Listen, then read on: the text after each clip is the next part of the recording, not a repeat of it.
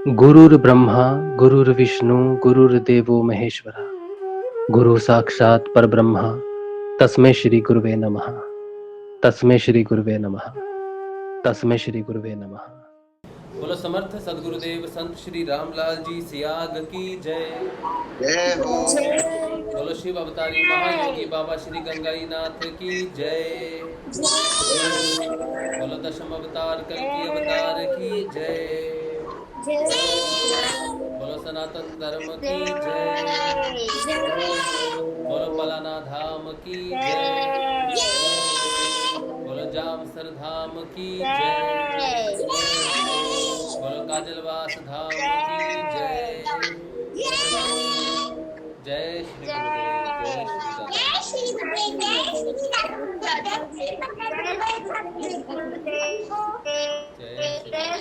जय श्री गुरुदेव।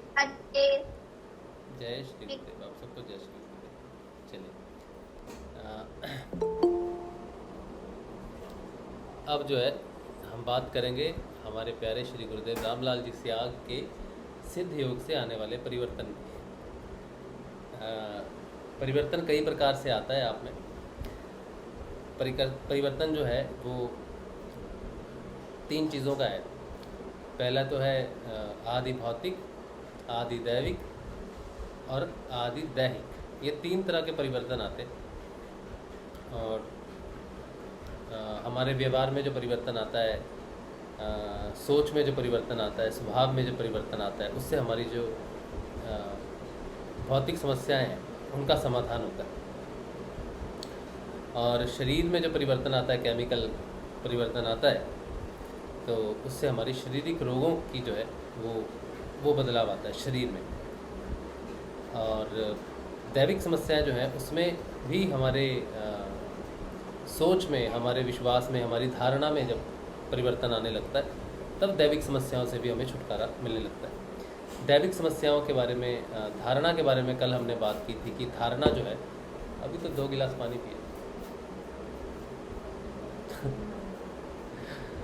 तो जो कल जो बात की थी धारणा से हमारी जो है वो काफ़ी चीज़ें जुड़ी हुई हैं जो दैविक समस्याओं का निदान करती है, सॉल्व करती है उन चीज़ों की। क्योंकि जो शास्त्रों में जो लिखा हुआ है, गुरु ब्रह्मा गुरु विष्णु गुरुर्देवो महेश्वरा गुरु साक्षात परब्रह्म तस्मै श्री गुरुवे। तो ये जो लिखा हुआ है ये इसीलिए लिखा हुआ है कि गुरु ही जब श्रेष्ठ है, सबसे श्रेष्ठ है, तो वो सारी चीज़ों से हमें बचा सकता है, आने वाले कष्टों से बचा जा सकता है, ऐसा गुरुदेव कहते हैं रेफरेंस लेके। तो गुरुदेव पे पूर्ण जो है विश्वास से आगे बढ़ना चाहिए और अपने परिवर्तन को साक्षात्कार करके अपनी धारणा को देखना चाहिए। अपनी धारणा को बल आपका मिल रहा है कि नहीं मिल रहा है, छोटी छोटी बातें अपनी ऑब्जर्व करनी चाहिए, देखना चाहिए कि हम गुरुदेव से किस प्रकार से बात करते हैं, उनकी तस्वीर से हम उनसे आखिर मांगते क्या हैं, वो टेम्परेरी है या परमानेंट है, सुख है या फिर कुछ और है। तो ये चीज़ों को देखना चाहिए कि हम गुरुदेव जो परब्रह्म आपके सामने बैठे हैं उनसे आप कैसे बात करते हैं। हमारी बातों का, हमारे जब हम बात करते हैं गुरुदेव से तो ये व्यवहार बदलना शुरू हो जाता है। जब धारणा पक्की होनी शुरू हो जाती है तो जो अंदर से झुकने की बात है फिर वो शुरू हो जाता है काम एक्चुअल में। फिर फ़ोटो जो है वो साक्षात रूप गुरुदेव की ले लेती है और फिर आपको पता होता है कि ये मेरे गुरुदेव हैं, साक्षात हैं। तो फिर वो बात आ जाती है कि अंदर से झुकना ज़्यादा इम्पोर्टेंट होता है। फिर अंदर से झुकता है, धारणा के बिना अंदर से नहीं झुका जा सकता। अगर धारणा नहीं है तो बाहर से झुकते हैं, लेकिन जब धारणा पक्की हो जाती है कि ये ईश्वर है तो वो झुक जाता है इंसान अंदर से। फिर बहुत कुछ है जो वो फील करता है वहाँ से। तो ये एक यात्रा है, आध्यात्मिक यात्रा है। और जो आप जब आगे बढ़ रहे हो, जो ये फील कर रहे हो, धारणा को फील कर रहे हो, अपने बदलाव को फील कर रहे हो, इसे ज्ञान कहते हैं। किसी बदलाव का पता लगना कि मेरे में ये बदलाव आया है, यही ज्ञान है। और अपने आप को जानना, अपनी साधना को जानना, और जो यात्रा है, जो गुरुदेव के शब्द हैं, जितने भी उन्होंने कहे हैं, उन सारे शब्दों को जान लेना ही पूर्ण ज्ञान है। अगर गुरुदेव की पूरी आप स्पीचेस सुनोगे, उसमें जितनी भी बातें गुरुदेव ने कही हैं वो सारा ज्ञान ही है, मूल स्रोत है। जैसे अध्याय होते हैं, उनके चैप्टर्स के नाम होते हैं, तो वो नाम ऐसे हैं, पूरा अध्याय है वो चीज़ें। फिर अगर आप गुरुदेव की बुक है, एक ग्रंथ गुरुदेव ने लिखा है, छोटा सा ही है बहुत, बाइबल की भविष्यवाणियाँ, वो इतना ज़्यादा महत्वपूर्ण है कि वो आपके सारे संशयों को सॉल्व कर देता है। लेकिन ग्रंथ पढ़ना कोई साधारण बात नहीं है, हर कोई नहीं पढ़ सकता। पढ़ तो सभी सकते हैं खैर, लेकिन समझना बहुत मुश्किल होता है। समझता वही है जो चेतन होता है, क्योंकि उसमें जो शब्द लिखे हुए हैं वो चेतन के आधार पे लिखे हुए हैं। जो चेतन हो जाता है वही उन शब्दों का अर्थ समझ सकता है, वरना उस शब्दों का अर्थ कैसे भी निकाल सकते हैं, कुछ भी निकाल सकते हैं उनका अर्थ। लेकिन जब चेतन व्यक्ति उसे पढ़ता है तो उसका अर्थ जो होता है वो चेतना के साथ ही रिलेटेड होता है, तो वो उसको ज़्यादा समझ में आती हैं चीज़ें। तो वो ज्ञान है जो आपको मिलता है, कोई ऐसा कुछ ज्ञान नहीं है जो किताबों में है या कुछ भी है, या फिर गीता है या जो वेद लिखे हुए हैं, सारे जो लिखे हुए हैं वो एक्चुअली चेतन, वो चेतन है सब कुछ। तो अगर आप चेतन हो और ग्रंथ चेतन है, वेद चेतन है, उपवेद जो है वो चेतन है, वो सारे चेतन, आप भी चेतन, तो आप में और उनमें एक समानता हो जाती है। जैसे गुरुदेव कहते हैं कि विकटा कुंभ जल जल ही समाना, तो आप ये भी यहाँ भी लगा सकते हो कि जब अज्ञानता का पर्दा हट जाता है तो अंदर में जो चेतन आत्मा है और बाहर में जो चेतन ग्रंथ हैं, किताबें हैं, तो वो अंदर का पानी और बाहर का पानी वो सेम हो जाता है। तो फिर आपको कहीं जाने की ज़रूरत नहीं, अंदर में जो प्रकट होता है प्रकाश, उसी प्रकाश से बाहर की किताबों के ज्ञान दिखते हैं, सिर्फ शब्द नहीं दिखते। उसका कारण ये भी है कि जो ज्ञानी होता है, ज्ञानी पुरुष होता है, वो शब्दों को पढ़ के उनका अर्थ समझ के ज्ञान नहीं निकालता। ऐसा करना बाहरमुखी प्राणी की विशेषता है। लेकिन जो चेतन व्यक्ति होता है, पहले उसके अंदर वो चीज़ प्रकट होती है, वो प्रकट होने के बाद उसका प्रश्न खड़ा होता है। प्रश्नों का उत्तर जब उसको अपने अंदर से ही मिलता है, फिर उन प्रश्नों के उत्तर को वो मिलाने के लिए उन किताबों को पढ़ता है, या उसके सामने संयोगवश वो चेतनता ही लाती है। जैसे चुंबक है, चुंबक को चुंबक खींच लेती है।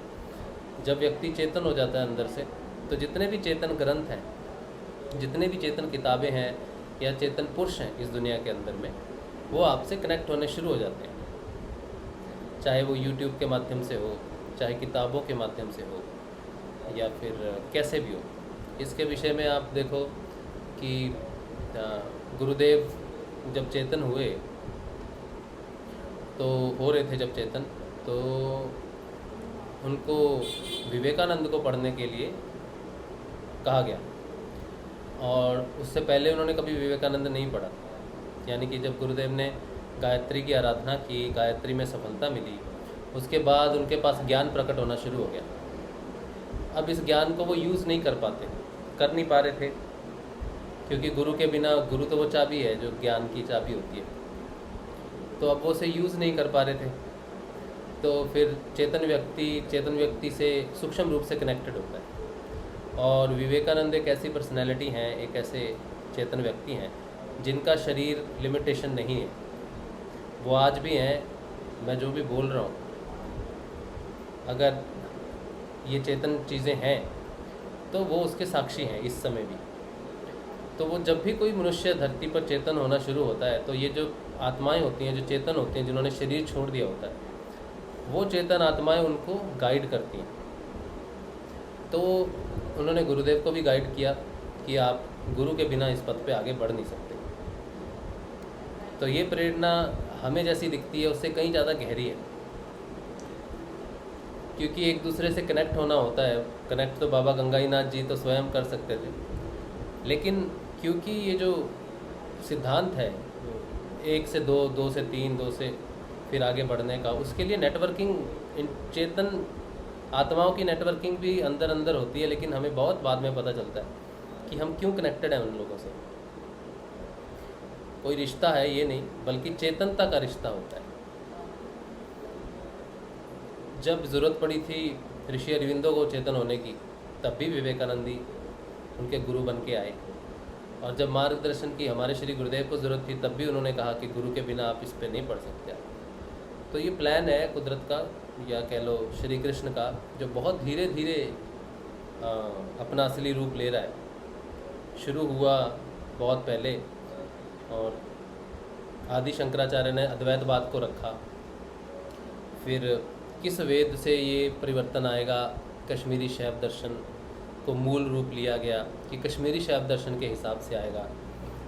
और फिर गोरखनाथ जी ने इसको बताया कि ये होगा तो इसके लिए क्या ज़रूरत होगी, तो आई पंथ का निर्माण हुआ। पहले एक ही था, नाथ पंथ एक ही था, लेकिन उसमें बहुत सारी चीज़ें होती हैं, तो उसको कट शॉर्ट कर दिया गया, आपके लिए शॉर्टकट बना दिया गया। आई पंथ का निर्माण हुआ। आई पंथ से आगे आज हमें जो हो रहा है, आज हमें सब कुछ नहीं करना पड़ता, सिर्फ आई पंथ में माँ ही सब कुछ करती है। तो ये हुआ। अब ये प्लान था उनका, श्री कृष्ण का, बहुत धीरे धीरे धीरे धीरे अब मूल रूप ले रहा है। अगर आप आज कनेक्टेड हो चेतनता से, श्री कृष्ण के उस डिवाइन मंत्र से, तो ये सबसे बड़ी बात है। इसके अलावा बाकी जो बदलाव, केमिकल बदलाव होते हैं या फिर जो भौतिक या कुछ भी बदलाव होते हैं, उनकी कसौटी होती है। कसौटी का अर्थ है कि आपकी परीक्षाएं होती हैं हर चीज़ पे। शरीर के लेवल पे बीमारियां आती हैं, तकलीफ़ देती हैं बहुत। साधना करते समय बहुत तकलीफ़ होती है शरीर को। कई तरह की बीमारियां आती हैं, टेम्परेरी आती हैं, मेंटल परेशानियां आती हैं, क्योंकि अध्यात्म एक ऐसा संसार है जिसे अगर आप अपनी आँखों की दृष्टि, अपनी बुद्धि से सोचें तो वो पागलपन है। आज भी मुझे जब नए लोग जुड़ते हैं तो वो मैसेज भेजते हैं कि मुझे डर लगता है, क्रियाएं देख के, आप सबकी क्रियाएं देख के मुझे डर लगता है। और इसी बात पे गुरुदेव ने कहा है कि बाहर का व्यक्ति अगर देखे तो सोचेगा इसको पता नहीं क्या तकलीफ़ हो रही है जो ये ऐसे कर रहा है, लेकिन जिसे हो रही है उसको जो आनंद है वो वही जानता है। तो बहुत भौतिक बुद्धि से जब ये चीज़ें देखी जाती हैं तो पागलपन है, बिल्कुल पागलपन है, क्योंकि ऐसा योग किसी ने देखा नहीं। योग तो वो सुंदर से मैट पे बैठना, टाइट से कपड़े पहनना, और बड़े सुंदर से बच्चे बन के बैठना, और अच्छे अच्छे योग आसन करना, प्राणायाम करना बड़े ढंग से, तो वो योग माना जाता है। ये जो उल्टी सीधी क्रियाएं होती हैं, आँखों का बंद हो गया, मुंह का टेढ़ा होना, हाथों का इधर इधर चलना, इसको एक्चुअली भूत प्रेत ही माना जाता है। मुझे एक बार एक गुरु भाई ने कहा कि मैंने साइकोलॉजी की पढ़ाई की है, तुम जो कर रहे हो ये नेगेटिव है। अब जो इंसान अपने सिद्ध योग में हो और वो भी अपनी साइकोलॉजी की पढ़ाई को कहे कि मैंने साइकोलॉजी की पढ़ाई की है, तो बाहर का जो व्यक्ति है जो इस चीज़ को जानता ही नहीं है, वो जब इस चीज़ को देखेगा तो बड़ी निश्चित, बड़ी साधारण सी बात है, सिंपल सी बात है कि वो इस चीज़ को नेगेटिव ही समझेगा। जब अपने नहीं समझते तो पुराने तो क्या समझेंगे, जो नए हैं वो तो क्या समझेंगे। तो ये चीज़ आपके शरीर में तकलीफ़ देती है, ठीक है, तकलीफ़ देती है। इसलिए कोई तकलीफ़ आती है आपको आध्यात्मिक रास्ते में तो वो आप उससे घबराएं ना, गुरुदेव पे पूर्ण विश्वास रखें। अब आपकी जितनी भी साधना है, साधना तो आप करते हो, डेली करते हो, लेकिन साधना आपके नाम जप से, ध्यान से आगे बढ़ रही है, वो तो एक तरह का नेसेसिटी है कि अगर पास होना है तो स्कूल में एडमिशन लो, टीचर के पास जाओ, सर्टिफिकेट मिलेगा, तो वो एक तरह की नेसेसिटी है कि आपको ध्यान और नाम जप करना पड़ेगा। लेकिन साधना जो है ये आगे बढ़ती है आपकी परीक्षाओं से। इसका बड़ा सीधा सा कारण है कि आप कई वर्षों तक तपस्या करते हो, आपको अपने अंदर बदलाव नहीं नज़र आते, या कहते हैं कि मुझे नहीं समझ में आ रहा कि मैं आज तक मैंने अध्यात्म में कदम ही नहीं रखा, मुझे पता ही नहीं कि अध्यात्म कैसा होता है, बस मैं नाम जाप और ध्यान लगातार गुरुदेव का करता रहता हूँ। हमारे जीवन में छोटी छोटी परीक्षाएं होती हैं, बड़ी छोटी छोटे, हर रोज़ थॉट प्रोसेस भी हमारी परीक्षा लेते हैं, हमारा मनोभाव भी हमारी परीक्षा लेता है, हमारी प्योरिटी, दूसरे के प्रति हमारी सोच, सही या गलत या सत्य का साथ देना, जो सबसे कठिन है। इससे ज़्यादा कठिन कार्य कुछ नहीं। आपकी साधना में अगर सबसे मुश्किल चीज़ है तो वो है सत्य का साथ देना। सत्य को चीर फाड़ के खा जाएंगे, चाहे वो आपके परिवार के ही हों। परिवार का मतलब है कि आपके सिद्ध योग के परिवार के ही हों, आपके कितने भी करीब क्यों ना हो, आप में अगर सत्य की धारणा हो गई और उनमें नहीं हुई तो फिर वो आपको चीर फाड़ के बदनाम कर देंगे पूरी तरह से। अब जो द्विज होता है, जो द्विज बनता है, वो सिर्फ सत्य को ही धारण करता है। एक बार श्री माँ ने कहा था कि जब बदलाव आता है तो वो मनुष्य जो है, वो साधक जो है, वो मेन स्ट्रीम से अलग हो जाता है पूरा, और अलग बहती धारा को कोई सोचते हैं कि ये इसने तो अपना ही कुछ कर लिया या कुछ हो गया इसका अपना ही, वो अलग धारा को बर्दाश्त नहीं कर सकते। वो अलग धारा उसी दिशा में बहती है जिस दिशा में उसका सोर्स होता है, लेकिन अलग धाराओं का कभी भी किसी ने सम्मान नहीं किया। उनको हमेशा रोका जाएगा, तोड़ा जाएगा, या उनको कहा जाएगा कि तुम मेन धारा के साथ चलो। तो ऐसा नहीं होता है। चेतन व्यक्ति जो होता है वो मेन धारा के साथ नहीं चलता, ग्रुप में नहीं चलता, वो अपने समझ से चलता है, अपने अंदर के ज्ञान से रोशनी देखता है। वो दूसरे की दिए की रोशनी से रोशनी नहीं देखता, वो अपने ही दिए की रोशनी से आगे बढ़ता है। इसीलिए वो अलग हो जाता है, उसकी बातें अलग हो जाती हैं, उसकी सारी चीज़ें अलग हो जाती हैं। और ऐसे बहुत सारे चेतन शिष्य हैं जो आपको मेन स्ट्रीम पे नहीं मिलेंगे, है ही नहीं। आपको कैसे मिलेंगे, कहाँ ढूंढोगे उनको, क्योंकि वो अलग हो जाते हैं। जिस स्ट्रीम में आप हो, अगर आपको लगता है कि इतने शिष्य हैं जो फेसबुक पे हैं, आपने 10-10 व्हाट्सएप ग्रुप ज्वाइन किए होंगे, ट्विटर कैंपेन करते होंगे, आपको जो लोग मिलते हैं, आप जानते हैं 1000 लोगों को आते हैं 60-70 या 100, तो आप समझ लो कि ये जो 60-70 भी आते हैं ये मेन स्ट्रीम में है, 1000 की मेन स्ट्रीम में है। आए नहीं आए उससे कोई फ़र्क नहीं पड़ता, लेकिन स्ट्रीम उनकी एक ही है। कुछ प्रेशर में आ जाते हैं, कुछ नहीं आते हैं। लेकिन जो चेतन शिष्य होते हैं वो ये कभी सोचते ही नहीं कि मैं कुछ कर रहा हूँ, वो कभी सोचते ही नहीं कि मैं जाके प्रमोशन करूँ या करूँ। उनको इतना, उनकी धारणा इतनी ज़्यादा पक्की होती है कि उनको पता है कि मेरा कान पकड़ के ले जाएंगे गुरुदेव, और जहाँ जाना है, जहाँ बिठाना है, वो स्वयं बिठाएंगे। मुझे हिलने की भी ज़रूरत नहीं, मुझे कुछ करने की भी ज़रूरत नहीं। इतनी पक्की धारणा ऐसे शिष्यों की होती है। वो सामने आते नहीं, बड़े गुप्त रूप से, वो चेतन रूप से उनकी चेतना भी कार्य करती है। ऐसे शिष्यों की चेतना भी कार्य कर जाती है। अब ऐसे शिष्यों की जब चेतना कार्य करने लगती है तब और बवाल मचने लगता है। इसीलिए वो सामने नहीं आते, वो हट जाते हैं, पीछे चले जाते हैं। क्योंकि जो चेतन व्यक्ति नहीं होता, साधक, सारे साधक चेतन नहीं होते, तो वो उस चेतनता को समझ नहीं पाते कि वो गुरु का ही प्रकाश है जो प्रकाश कर रहा है दूसरों के लिए। वो उसको अलग स्ट्रीम, मेन स्ट्रीम में लेके जाते हैं, और उस चेतन व्यक्ति को, अगर उसमें सत्य का सामना करने की बात है तो वो खड़ा रहेगा। अगर उसे लगेगा कि नहीं गुरुदेव ठीक है जैसा है, तो बहुत लोगों का मार्गदर्शन उससे नहीं हो। तो बड़ी तरह की कसौटियाँ हैं, बड़ी तरह की परीक्षाएं हैं। चेतन व्यक्ति की भी बहुत परीक्षाएं होती है। चेतन व्यक्ति, ज़रूरी नहीं है कि चेतन हो गए तो सारी समस्याओं का हल हो जाता है। चेतन होने के बाद समस्याएं थोड़ी बढ़ी जाती हैं, हर रूप से चेतन व्यक्ति की समस्याएं बढ़ जाती हैं, लेकिन एक दिशा में वो रास्ता खुल भी जाता है कि हाँ चलो आप बढ़ो आगे। लेकिन अध्यात्म में जो रास्ते खुलते हैं वो इतने ज़्यादा पवित्र हैं, इतने ज़्यादा ऊंचे हैं कि वो भौतिक जीवन में जो चीज़ों को हम सम्मान देते हैं या फिर व्यक्ति का सम्मान करते हैं, वो अध्यात्म में उन चीज़ों का कोई मतलब नहीं रहता। तो अध्यात्म व्यक्ति के जीवन को कैसे चलाता है, अगर ये भौतिक जीवन वाला मनुष्य देख ले तो वो उसको बदनाम करेगा, या फिर उसको समझ ही नहीं पाएगा कि ये जीवन ऐसे कैसे हो सकता है, ये जीवन ऐसे जीना ठीक नहीं है, ये गलत तरीके से जीवन जीने का तरीका है। लेकिन अध्यात्म आपकी उन सारी चीज़ों को मानता नहीं। अध्यात्म बिल्कुल उल्टा सिक्का है, क्योंकि ये उल्टी यात्रा है। भौतिक जीवन की जो यात्रा है ये सीधी यात्रा है, आगे बढ़ने की यात्रा है। कि जैसे बीज है, बीज से पौधा बना, पौधे से पेड़ बना, पेड़ से वृक्ष बड़ा हो गया, फल लग गए, ये भौतिक यात्रा है बीज से वृक्ष की। तो ये सीधी यात्रा दिखती है आजकल, लेकिन अध्यात्म यात्रा उल्टी चलती है। अब यानी कि वृक्ष है, ऑलरेडी बना हुआ वृक्ष है, वो वापस उसको बीज में जाना है। अब कौन इसे स्वीकार करेगा? कोई स्वीकार नहीं करता इसको। सब कहते हैं ये मेन धारा के साथ नहीं है, ये सही नहीं है, आप जो कर रहे हो ठीक नहीं है, ऐसा नहीं करना चाहिए, या फिर बहुत चीज़ें हैं आप पे, आपके परिवार वाले ही आपको विरोध करेंगे कि जो तुम कर रहे हो ठीक नहीं है, अपना जीवन बर्बाद कर रहे हो तुम, इसमें तुम्हें कुछ नहीं मिलने वाला। क्योंकि यही चीज़ें आपको क्लैरिफाई करती हैं कि मैं अब उल्टी यात्रा में चल रहा हूँ।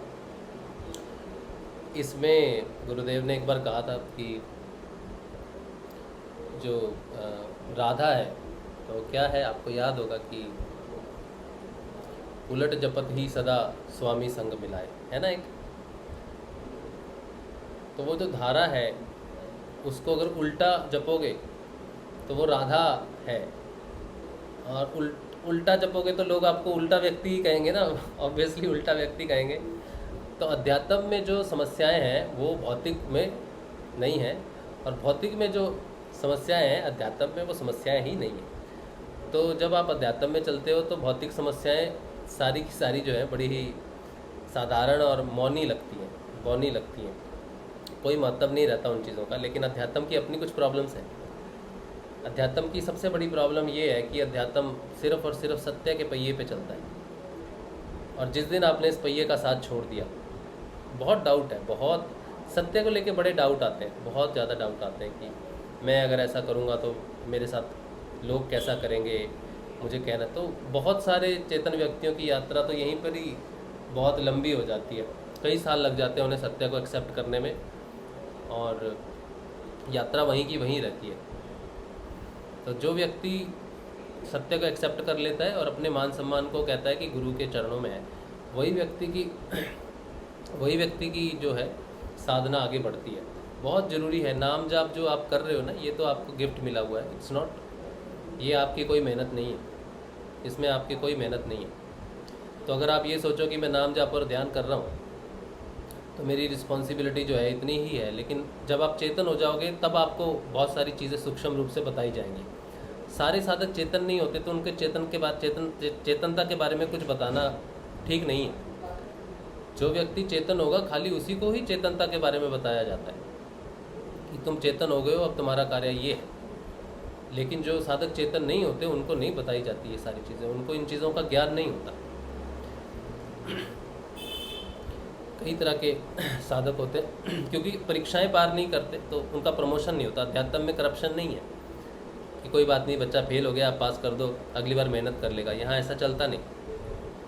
यहाँ तो अगर आप नहीं पास करोगे परीक्षा को तो आप आगे नहीं जा सकते, उल्टा आप, हाँ आपका यूज़ होगा क्योंकि आप एक बैरियर बन जाओगे, आप स्वयं बैरियर बन जाओगे इस पॉइंट पे जाके। जहाँ तक आपकी यात्रा गई है वहाँ तक आप सबको ऊपर खींचोगे।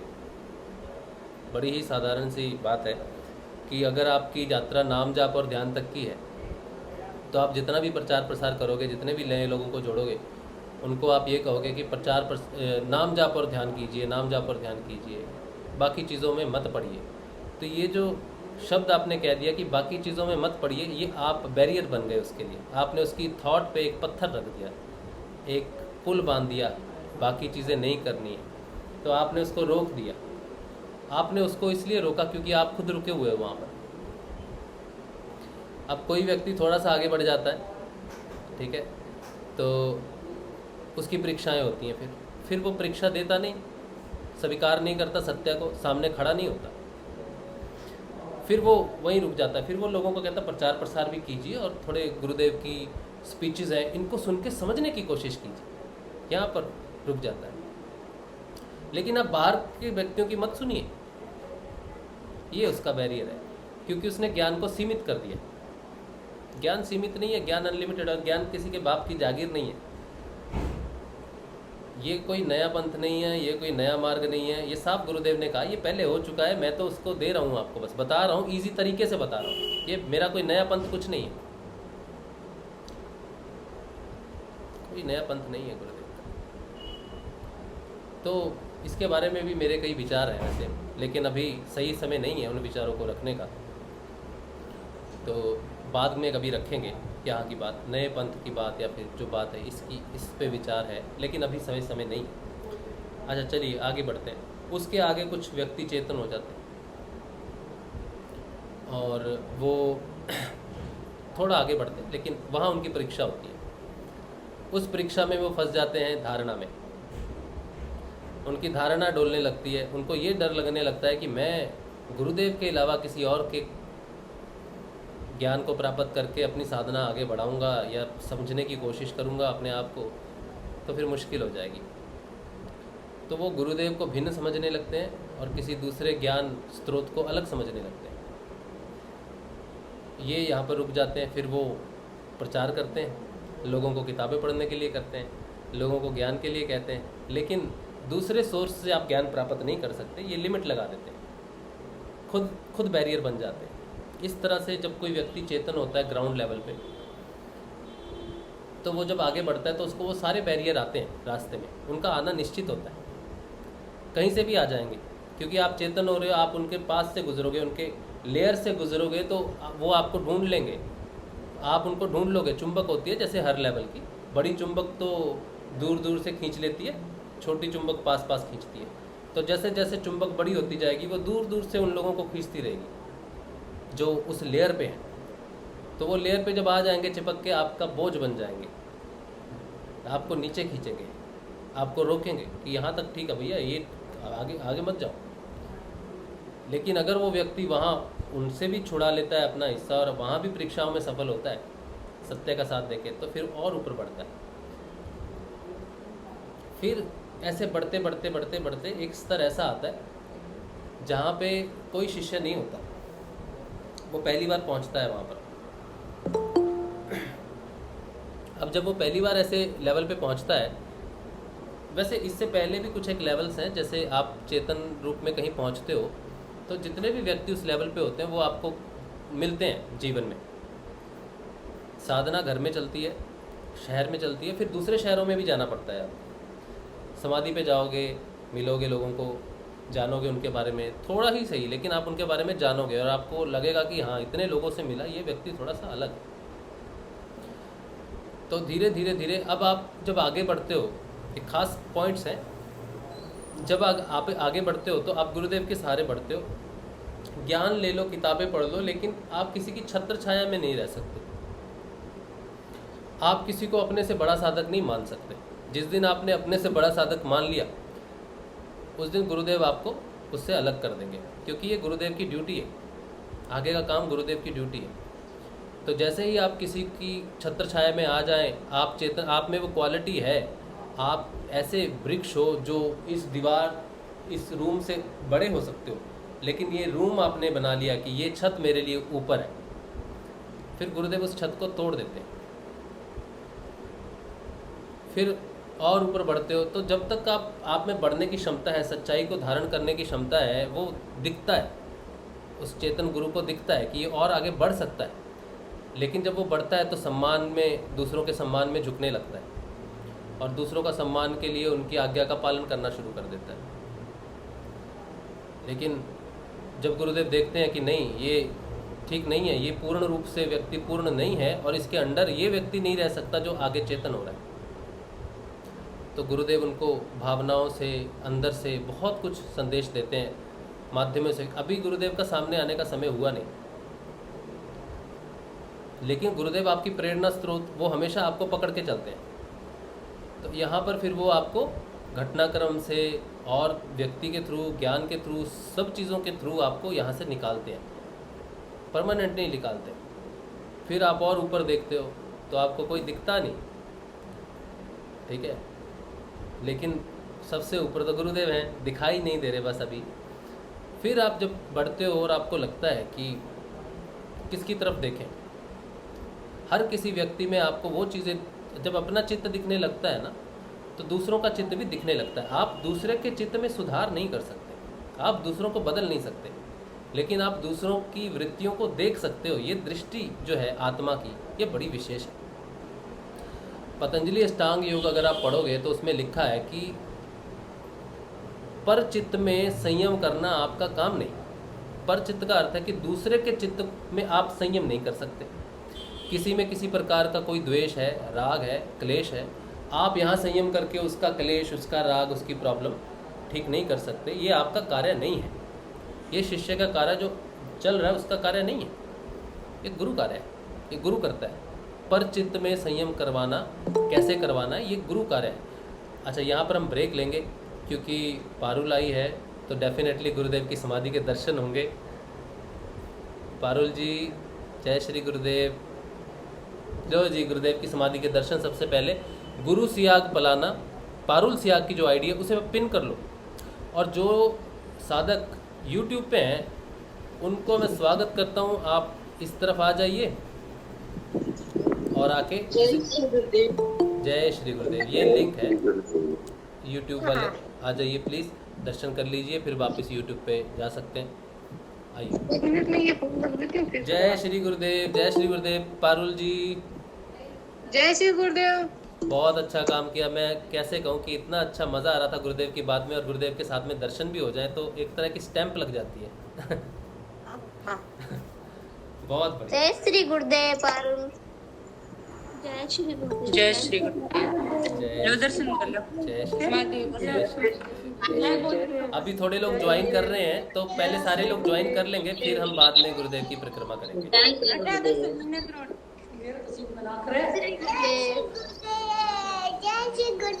जय श्री गुरुदेव। जय श्री गुरुदेव। नहीं नहीं, ये तो समझ चले देख वो टेस्टी टेस्टी बता दो।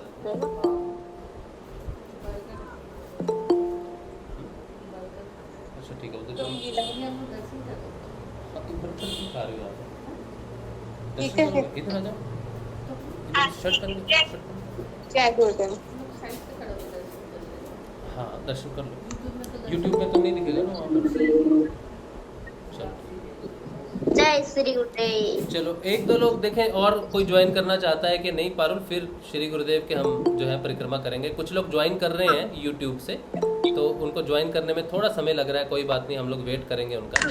कोई बात नहीं। हाँ, फिर हम लोग करेंगे दर्शन, सब लोग गुरुदेव की जो है परिक्रमा करेंगे।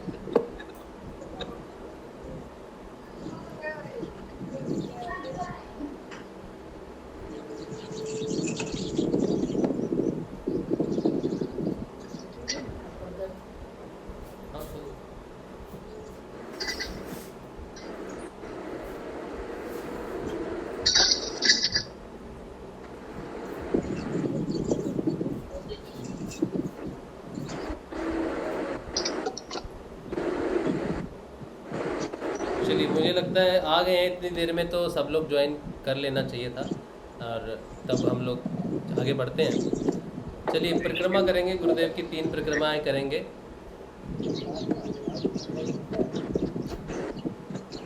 पारुल परिक्रमा करेंगे। बोलो समर्थ सदगुरुदेव संत श्री रामलाल जी सियाग की जय। बोलो कल की अवतार की जय। बोलो पलाना धाम की जय। बोलो दादा गुरुदेव श्री गंगाई नाथ की जय। समर्थ सदगुरुदेव संत श्री रामलाल जी सियाग की जय।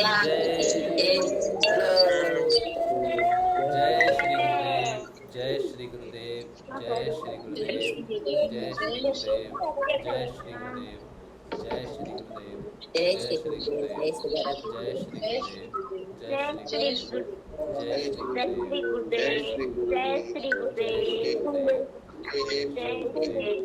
जय श्री गुरुदेव, जय श्री गुरुदेव, जय श्री गुरुदेव, जय श्री गुरुदेव, जय श्री गुरुदेव, जय श्री गुरुदेव। बोलो समर्थ सदगुरुदेव संत श्री रामलाल जी सियाग की जय। बोलो कल की अवतार की जय। बोलो पलाना धाम की जय।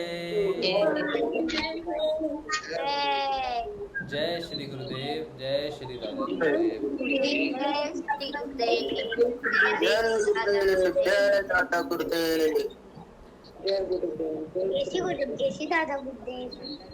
धन्यवाद Parul, thank you so much. चलिए, सबने दर्शन कर लिए, कोई बचा तो नहीं? इसमें धन्यवाद की कोई जरूरत नहीं है। ये पारल की ड्यूटी लगाई है गुरुदेव ने। सही सही बात है। चलो वापस ले लेती हूँ, धन्यवाद। हाँ चलिए बहुत बढ़िया। उम्मीद है कि सबको दर्शन हो गए होंगे। मनोज ने तो अभी ज्वाइन किया है, मनोज सजवान ने अभी ज्वाइन किया है। 2 मिनट रुक जाओ, परिक्रमा तो हो गई भाई, इतनी देर कहाँ थे आप। चलिए 2 मिनट और, कोई ज्वाइन करेगा तो दर्शन हो जाए। पारुल सियाग जी की आईडी है, उसको आप पिन कर लो तो आपको गुरुदेव के दर्शन होंगे।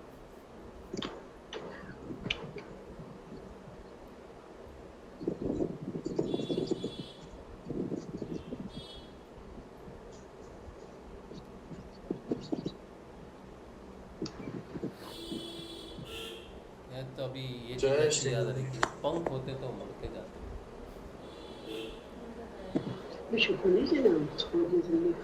नहीं ऐसे सो रही हूँ। उसकी मर्जी। चलिए थैंक यू, हो गया सबने। थैंक यू तो वैसे हम नहीं करते यहाँ पे, फिर भी वो एक आदत बनी हुई है और कुछ नहीं। सबको दर्शन हो गए होंगे। पारुल जी जय श्री गुरुदेव, जय श्री दादा गुरुदेव। अब हम आपका वेट करेंगे अगले महोत्सव के लिए, जो कि है 24 तारीख को। शायद आज कितने तारीख, 15 साल 22 नहीं 22, उससे पहले ठीक है। चलिए अगले थर्सडे अगर गुरुदेव आपको देते हैं प्रेरणा तो जरूर दर्शन करेंगे, ठीक है। जय गुरुदेव। काशिफ भाई वो वहाँ पर कार्यक्रम के बारे में पारुल बहन के पूछ लो ना। अच्छा 24 को कितना कार्यक्रम रहेगा वो। पारुल अभी कुछ क्या हुआ है क्या, कुछ डिसाइड हुआ है कुछ प्रोग्राम? जब हो जाएगा तो हमें बता देना आप। हाँ आपको तो मैं पापा से बात करवा देती हूँ अभी। हाँ जी उनके भी दर्शन करवा दीजिए। उधर है पापा हस्बैंड बैठे। कहाँ है? उनसे बात उनसे पूछ लेते हैं कि कोई प्रोग्राम है कुछ के कैसा है।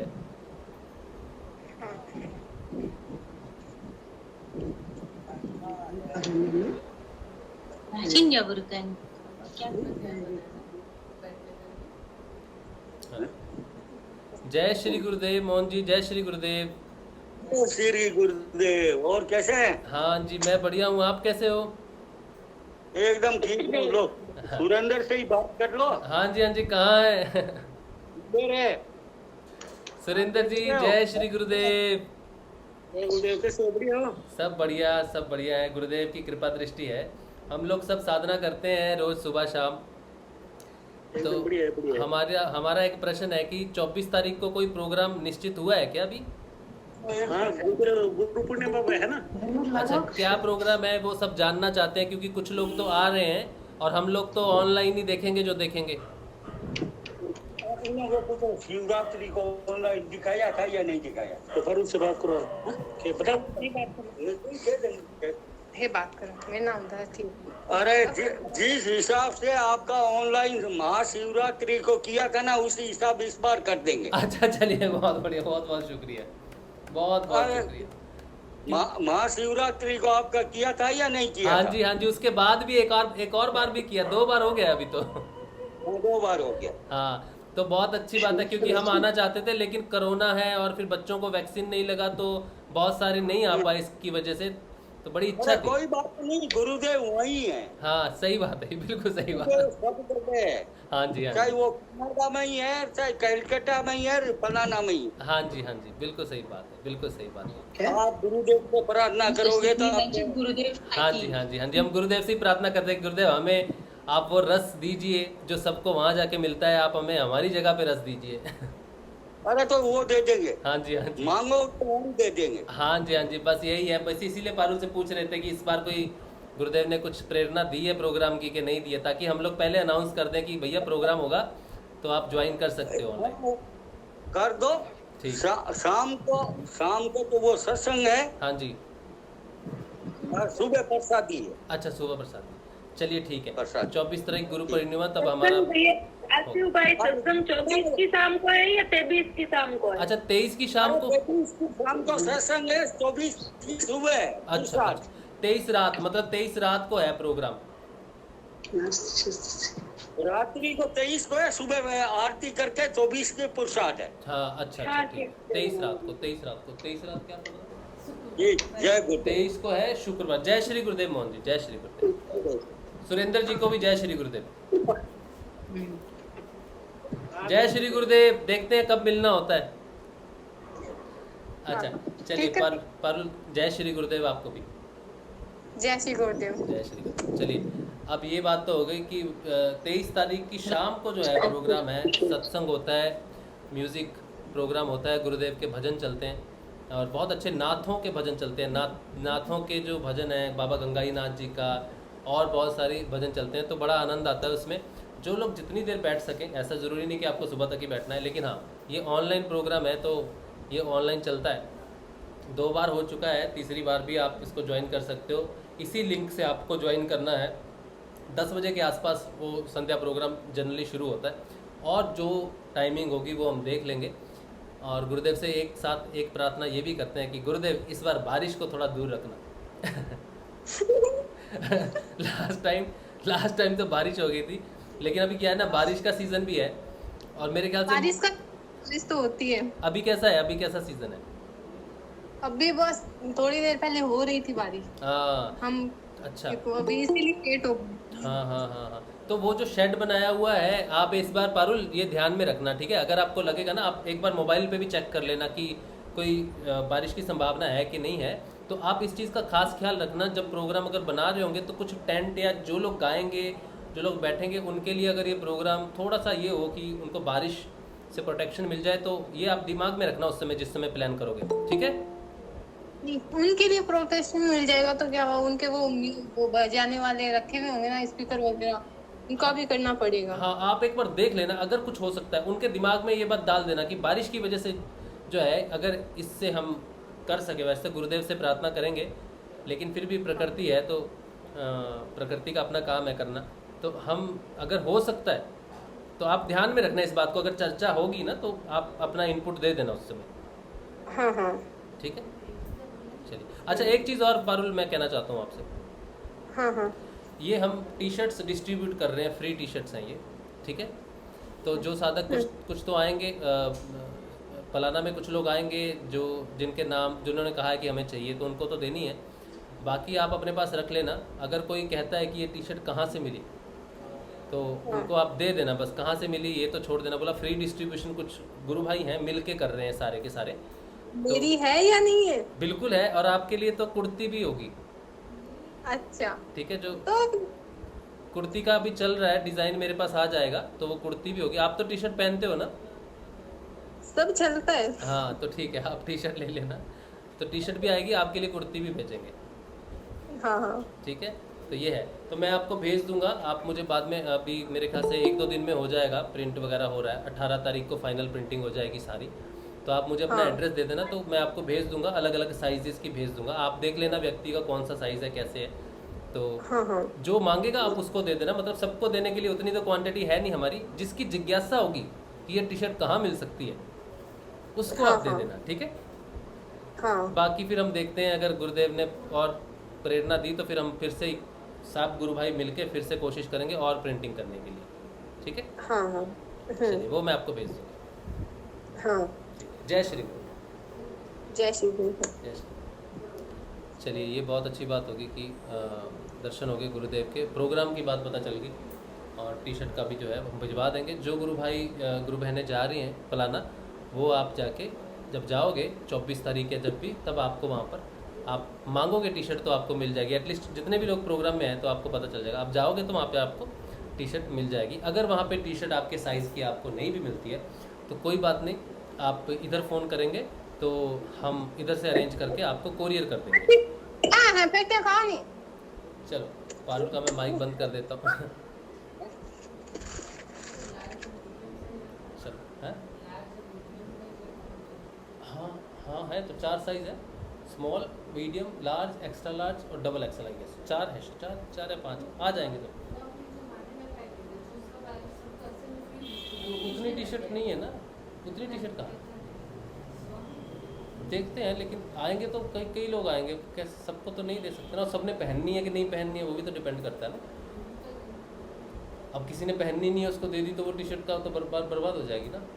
जो कहेगा कि मुझे पहननी है, ले जाके रख देगा, फिर वो तो ऐसे ही हो जाएगी वैसे। हाँ, आज जो बिल्कुल जिसकी रुचि उसी को देनी चाहिए, जिसकी रुचि होगी उसी को देना है, ठीक है? हाँ। कोई मांगेगा कि ये टी शर्ट कहाँ मिलती है, उसने जैसे ही पूछ लिया, बोला आपको यहीं मिल जाएगी, ठीक है? अगर ख़त्म हो जाएगी तो फिर आप कह देना कि ठीक है, आप बात कर लें, ठीक है, फिर आपको मिल जाएगी, हम करवाएंगे, कुछ ना कुछ करेंगे फिर, ठीक है।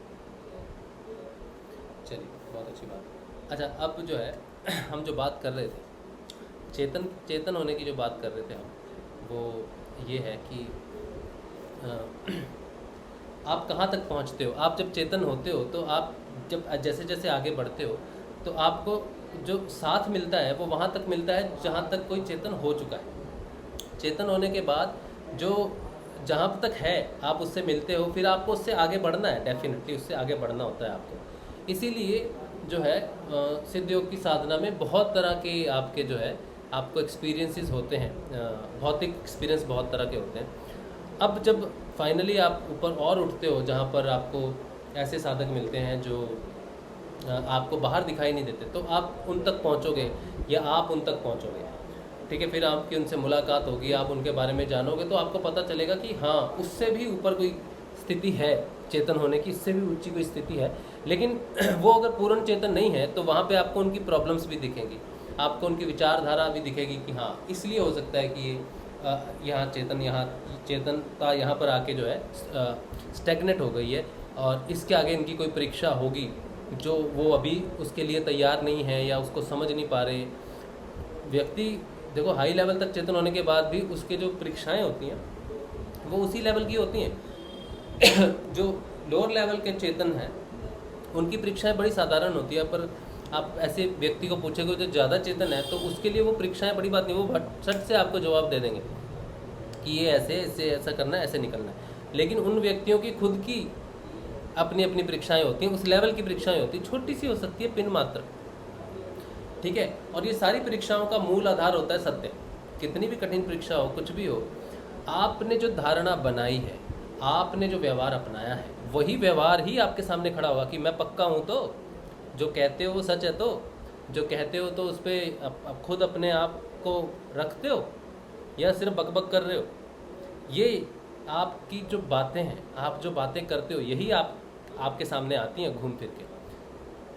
आप कुछ भी अपनी परीक्षाएं खुद तैयार करते हो। आपने एक स्टैंडर्ड रख लिया गुरुदेव के प्रचार प्रसार के लिए कि मैं, आप लोगों ने सोचना शुरू कर दिया कि आप एक चेतन व्यक्ति हो या आप एक अच्छे साधक हो।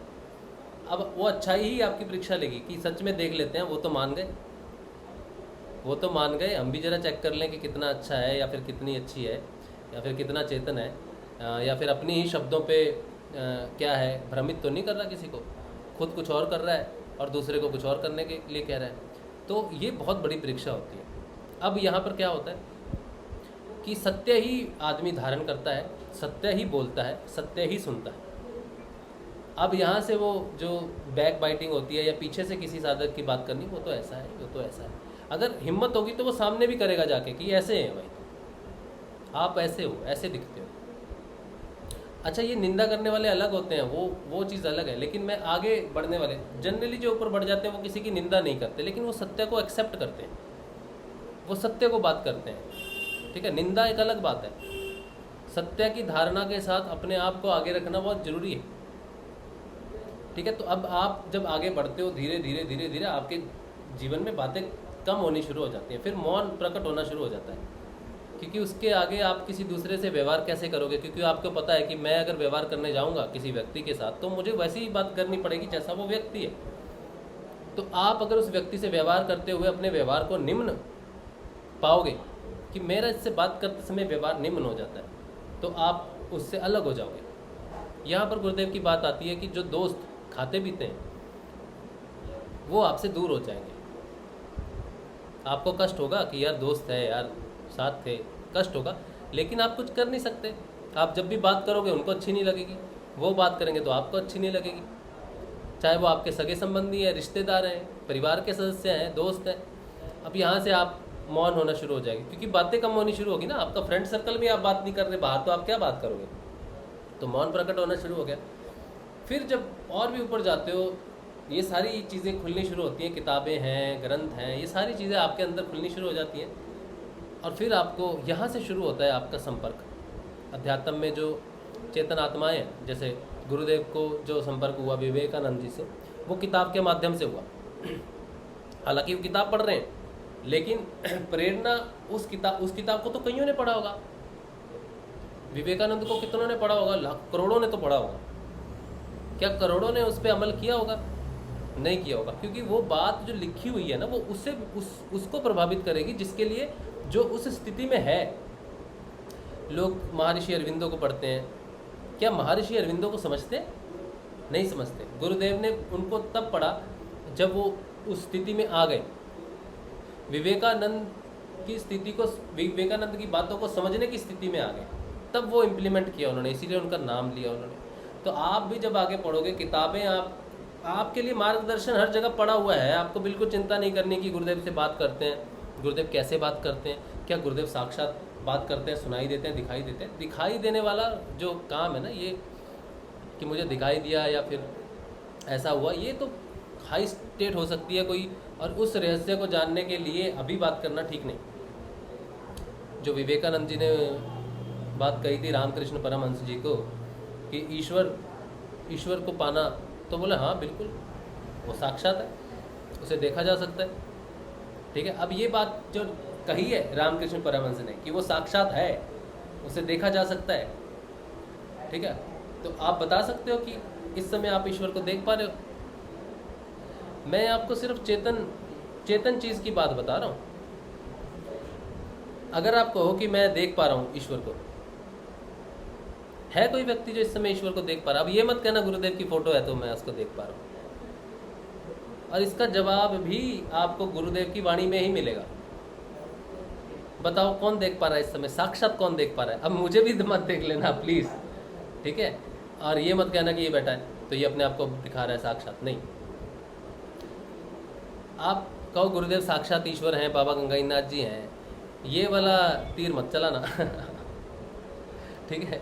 मैं उस बात कर रहा हूँ कि आप सृष्टि में बाहर चले जाओ, ठीक है, वो सामने खड़ा दिखेगा आपको। ऐसे कितने व्यक्ति हैं जिनको वो सामने दिखता है?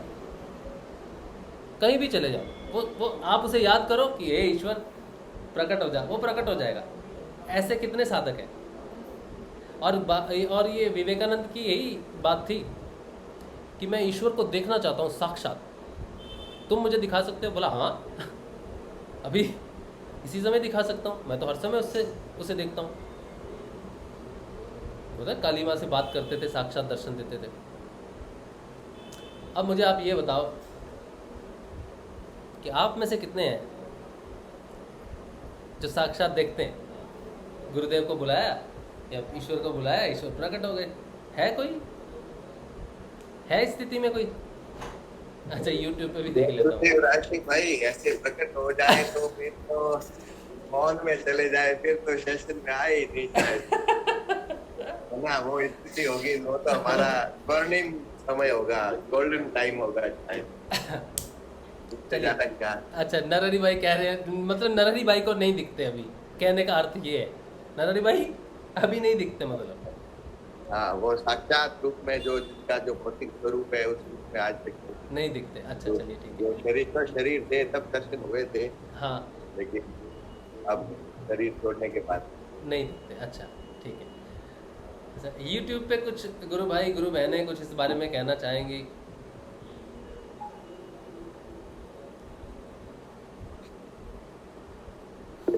चलो 1-2 मिनट है आपके पास। अरे मैं पानी पीना भूल गया यार। चलिए मैं जब तक पी लेता हूँ। ईश्वर आत्म साक्षात्कार का विषय है, मनोज साजवन जी कह रहे हैं।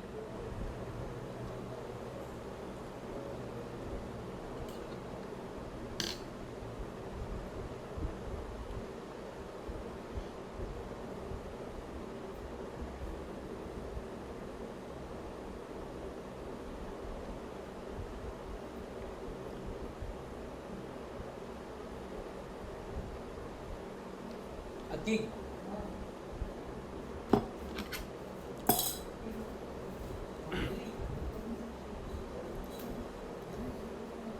हाँ तो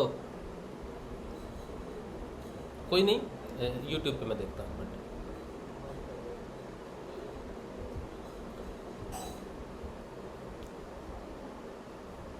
नहीं कोई डिफिकल्ट हो गया ना क्वेश्चन, लेकिन चलिए ठीक है कोई बात नहीं। अब ये जो बात मैंने कही है ना कि विवेकानंद ने जो क्वेश्चन पूछा और परमहंस जी ने जो क्वेश्चन सुना, उसमें अंतर था। और जिन्होंने व्याख्या की कि रामकृष्ण परमहंस साक्षात काली से बात करते थे, और ये जो साक्षात्कार विवेकानंद मांग रहे थे वही था जो रामकृष्ण परमहंस जी करते थे माँ काली का। जो व्याख्या अगर इसकी है तो ये भी अलग है, व्याख्या इसकी अलग है, क्योंकि व्याख्या वही कर सकता है जो उस स्थिति में हो, जो उस प्रश्न को समझे। विवेकानंद ने प्रश्न समझ के नहीं किया था। आप सोचो, विवेकानंद ने जो प्रश्न किया था वो समझ के नहीं किया था, वो बुद्धि के बल पे किया था कि मुझे ईश्वर देखना है। और रामकृष्ण परमहंस जो थे वो विवेकानंद से उच्च स्थिति में चेतन अवस्था में थे, पूर्ण चेतन अवस्था में। तो जो प्रश्न उन्होंने बुद्धि के बल पे पूछा था उसका आंसर उन्होंने चेतन के लेवल पे बताया था उनको कि हाँ मैं उन्हें हर समय देखता। लेकिन इसका आंसर मैं अगर आपको बता भी दूँ ना तो भी आपके हाथ कुछ लगेगा नहीं। और मैं आपकी इंसल्ट नहीं कर रहा हूँ ये कहकर, मैं आपका अपमान भी नहीं कर रहा हूँ, मैं अपने आप को महान भी नहीं बना रहा हूँ ये बात कहकर, क्योंकि मैं आंसर इसका आपको बताऊंगा लेकिन आपको लगेगा ये क्या बात है। ठीक है, अब ये बात क्या हुई ये मैं आपको गुरुदेव की बात बताऊंगा, अपनी कुछ नहीं। गुरुदेव ने इसके बारे में एक जवाब दिया है, वही जवाब मैं आपको दूंगा। लेकिन इस जवाब को उस जवाब के साथ मिलाने के लिए आपकी यात्रा आपको करनी पड़ेगी, आपकी वो धारणा वहाँ तक जानी पड़ेगी। आप मेरे कहने से विश्वास आज कर लोगे लेकिन कल को भूल जाओगे, या फिर आप उसको व्यवहार में धारण नहीं कर पाएंगे। अगर किसी के कहने से या बताने से व्यवहार की धारणा हो सकती तो गुरुदेव को आपको कुंडलिनी जगा के नाम जाप देना ही नहीं पड़ता, क्योंकि बदलाव तो अंदर से आता है। मैं आपको अंदर से वो मैं दे तो सकता हूँ लेकिन आपके लिए वो बाहरी है जब तक वो अंदर जागृत चीज़ नहीं होती। जैसे लोग कहते हैं ना कि हम एक आत्मा है भाई, वो जागृत, वो सारे जागृत थोड़े होते हैं जो कहते हैं कि मैं आत्मा हूँ, हम शरीर नहीं है, हम तो आत्मा है भाई, दूसरा जन्म हो जाएगा।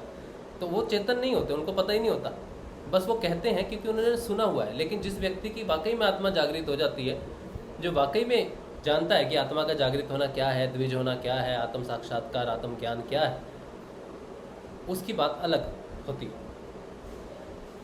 तो जब ये आप किसी चेतन व्यक्ति को, जैसे परमहंस जी थे, उनको अगर ये बात पूछोगे कि मैं ईश्वर को देखना चाहता हूँ, आप मुझे दिखा सकते हो कि नहीं, तो यहाँ पर अर्थ आप समझने की कोशिश करो कि ये दृष्टि की बात नहीं है।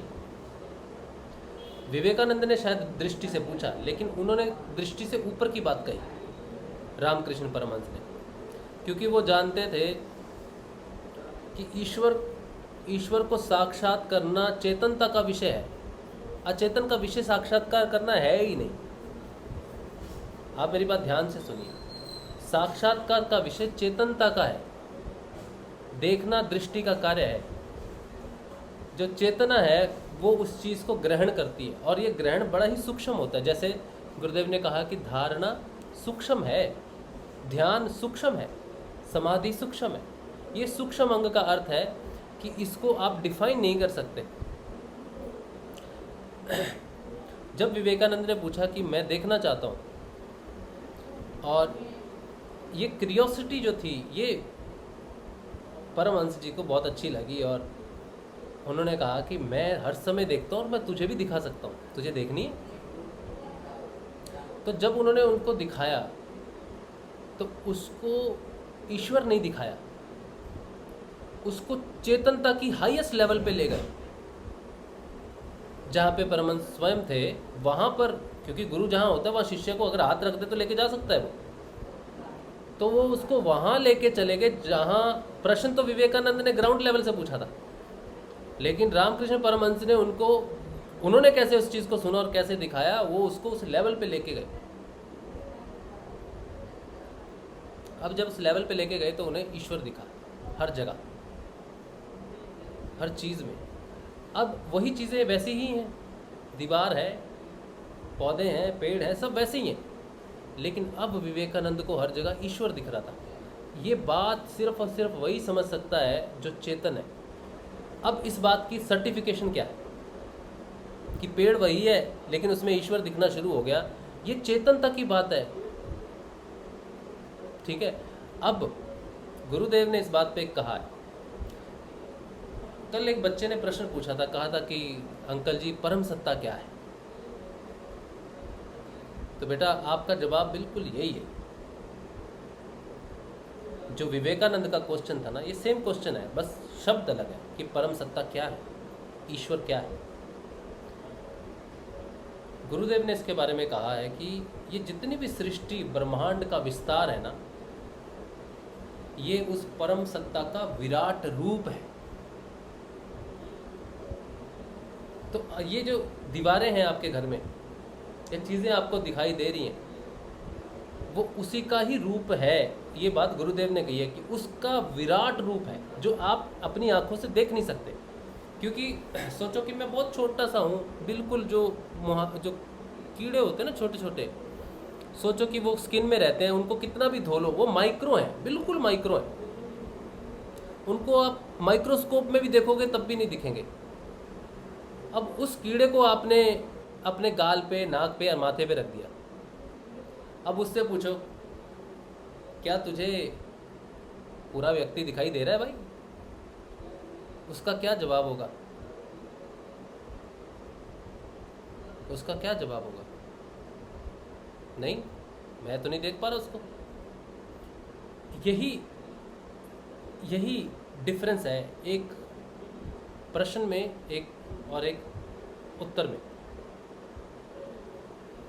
जो उत्तर विवेकानंद जी को मिला वो चेतना के लेवल पे मिला। अगर वो वही बात जैसे हम लोग बात कर रहे हैं ना, तो मेरे में तो वो शक्ति है नहीं कि मैं चेतनता के स्तर पे आपको ले जाऊं, वो तो गुरुदेव कर सकते हैं। लेकिन ये बात आप समझ सकते हो कि प्रश्नों के उत्तर, सृष्टि वैसी ही है, कुछ नहीं है। आपको दिखने लग जाएंगे खड़े खड़े ईश्वर, ये गदा 4 हाथ लिए, और आपको दर्शन हो जाएंगे विराट रूप के। मैं उस चीज़ में विश्वास नहीं करता, ना मैं उस रूप में विश्वास करता हूँ। बड़ी सीधी सी बात है। पर्सनली अगर मुझे वो उसकी चेतनता, इन चीज़ों में विश्वास नहीं होती, तो मैं उस विराट रूप में भी क्यों विश्वास करूँ?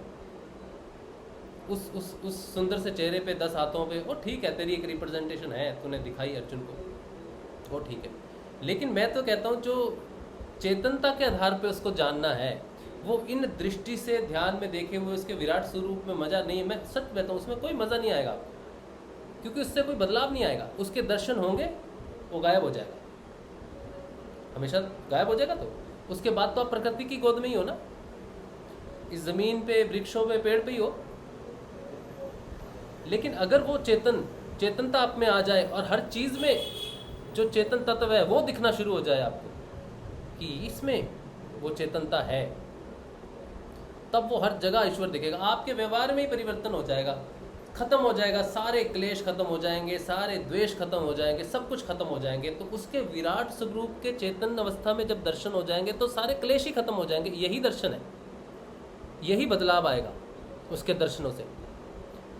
तो विवेकानंद को जो दिखाया गया वो दृष्टि में नहीं दिखाया गया, वो उसको चेतनता के आधार पे दिखाया गया। वो चेतन हो गया उस समय के लिए, और उसको हर कण कण में वो ईश्वर की अनुभूति होने लगी। तो कहते हैं ना, राम तो घट घट का वासी है, लेकिन मानते नहीं कहते ही हैं बस। तो राम घट घट का वासी है, ये विवेकानंद को दिखाया परमहंस ने, उसकी चेतनता को ऊपर उठा के, ना कि शब्दों के आधार पे दिखाया।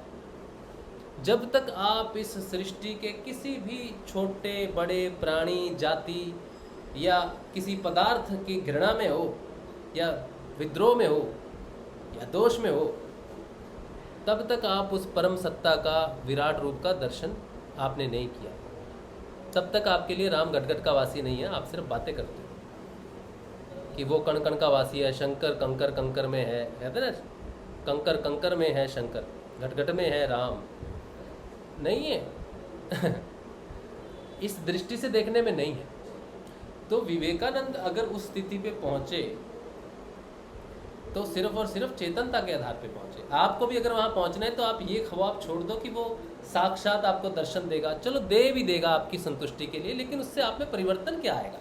आप तो अपने आनंदमय हो गए, इससे आप परिवर्तन लोगों में कैसे लाओगे? तो चेतन व्यक्ति होता है वो दूसरों में परिवर्तन लाता है, दर्शन पाके खुद कुछ नहीं करता है, ऐसे दर्शनों का कोई लाभ नहीं। आप में जब ये चेतन पदार्थ आ जाएगा, जब चेतनता समझ में आ जाएगी विराट रूप को, तब आप लोगों से स्नेह करने लगोगे, प्रेम करने लगोगे, आपका व्यवहार उनके प्रति बदलना शुरू हो जाएगा। धीरे धीरे धीरे धीरे आपका व्यक्तित्व जो है इतना महान बन जाएगा कि लोग आपका अनुसरण करेंगे। आज विवेकानंद का अनुसरण इसलिए नहीं किया जाता कि उसने खड़े खड़े काली माता को देख लिया या खड़े खड़े शिव को देख लिया, कृष्ण को देख लिया। देखा होगा, हमें क्या फर्क पड़ता है? विवेकानंद का अनुसरण आके आपके श्री गुरुदेव करते हैं, उनकी बात मानते हैं, गुरु को धारण करते हैं, इसलिए नहीं कि उन्होंने ईश्वर के दर्शन कर लिए, इसलिए कि वो जानते थे कि विवेकानंद पूर्ण चेतन है और उसने चेतनता के उस लेवल पे जाके ईश्वर को जाना है, ना कि ग्राउंड लेवल पे जानना संभव नहीं। तो अगर आप गुरुदेव के दर्शन करना चाहते हैं तो कण कण में उसे देख सकते हैं, महसूस कर सकते हैं, घटनाक्रम में महसूस कर सकते हैं। विवेकानंद भी आपको मिल जाएंगे, क्योंकि उस लेवल की चेतनता पे आपको पहुंचना बड़ा जरूरी है। आपके गुरुदेव भी हैं जो किसी से कम नहीं, वो स्वयं ईश्वर है, स्वयं ईश्वर है। वरना जो बदलाव गुरुदेव श्री रामलाल जी सियाग साधारण मनुष्य में ला रहे हैं, वो बदलाव तो शंकराचार्य ला सकते थे, गुरु गोरखनाथ ला सकते थे, मच्छिंद्रनाथ उसी समय ला सकते थे। शंकराचार्य को आए हुए कम से कम 1200 साल तो हो गए। आपको लगता है कि 1200 साल बाद दुनिया की यही अवस्था होगी? गुरुदेव के होने के बाद पूरी दुनिया का ट्रांसफॉर्मेशन हो जाएगा। तो शंकराचार्य ने ट्रांसफॉर्मेशन क्यों नहीं कर पाए? शिव का रूप थे ना, स्वयं शिव थे, तो आदि शंकराचार्य। उसके बाद गोरखनाथ स्वयं शिव का स्वरूप है, मच्छिंद्रनाथ खुद शिव का स्वरूप है। रामकृष्ण परमहंस ने स्वयं कहा है, जो राम है, जो कृष्ण है, वही राम कृष्ण है। विवेकानंद स्वयं चेतना की उच्चतम स्थिति पे। श्री अरविंदो स्वयं कृष्ण है। अगर कोई डिनाई करे कि अरविंदो अलग है, कृष्ण अलग है, तो आप जानते नहीं फिर अरविंदो को। लेकिन ये सारे परिवर्तन क्यों नहीं ला सके? परिवर्तन रामलाल जी सियाग क्यों ला रहे?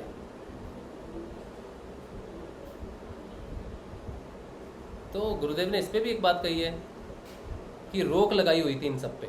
ये मेरा कार्य नहीं कर सकते, जो कार्य मेरा है वो मैं ही करूंगा। गुरु नानक देव जी नहीं कर पाए।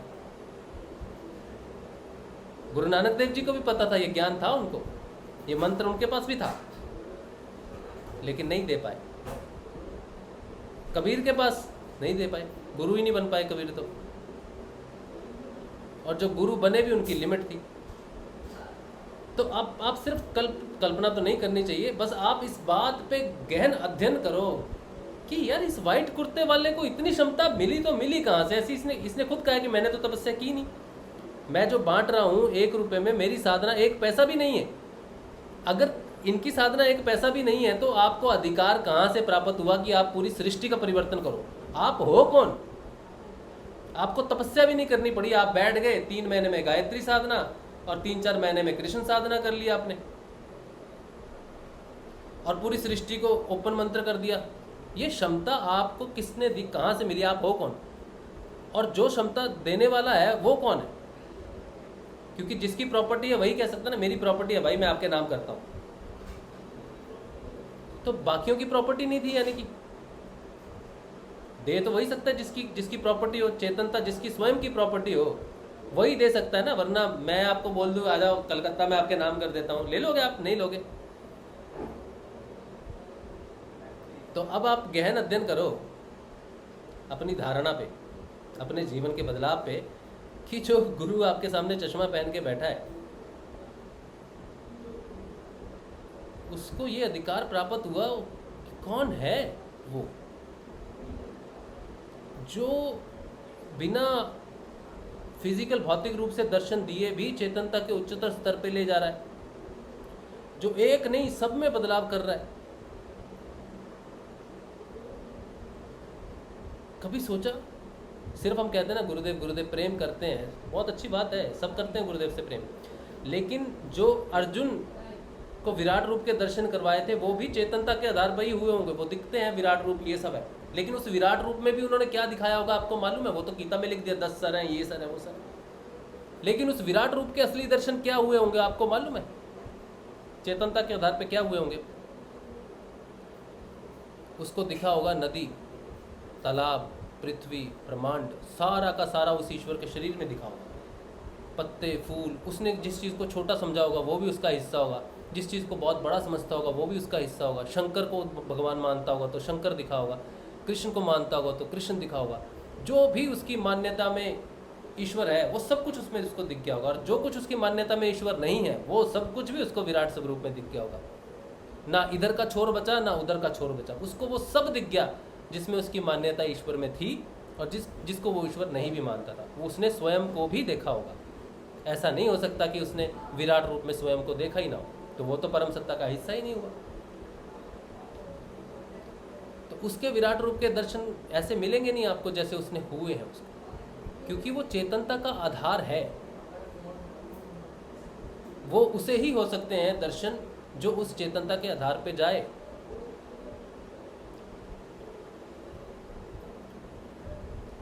तो ये सिर्फ और सिर्फ आपकी परीक्षा होगी, बस इतना है। हर स्तर पे जाके परीक्षा होगी आपकी।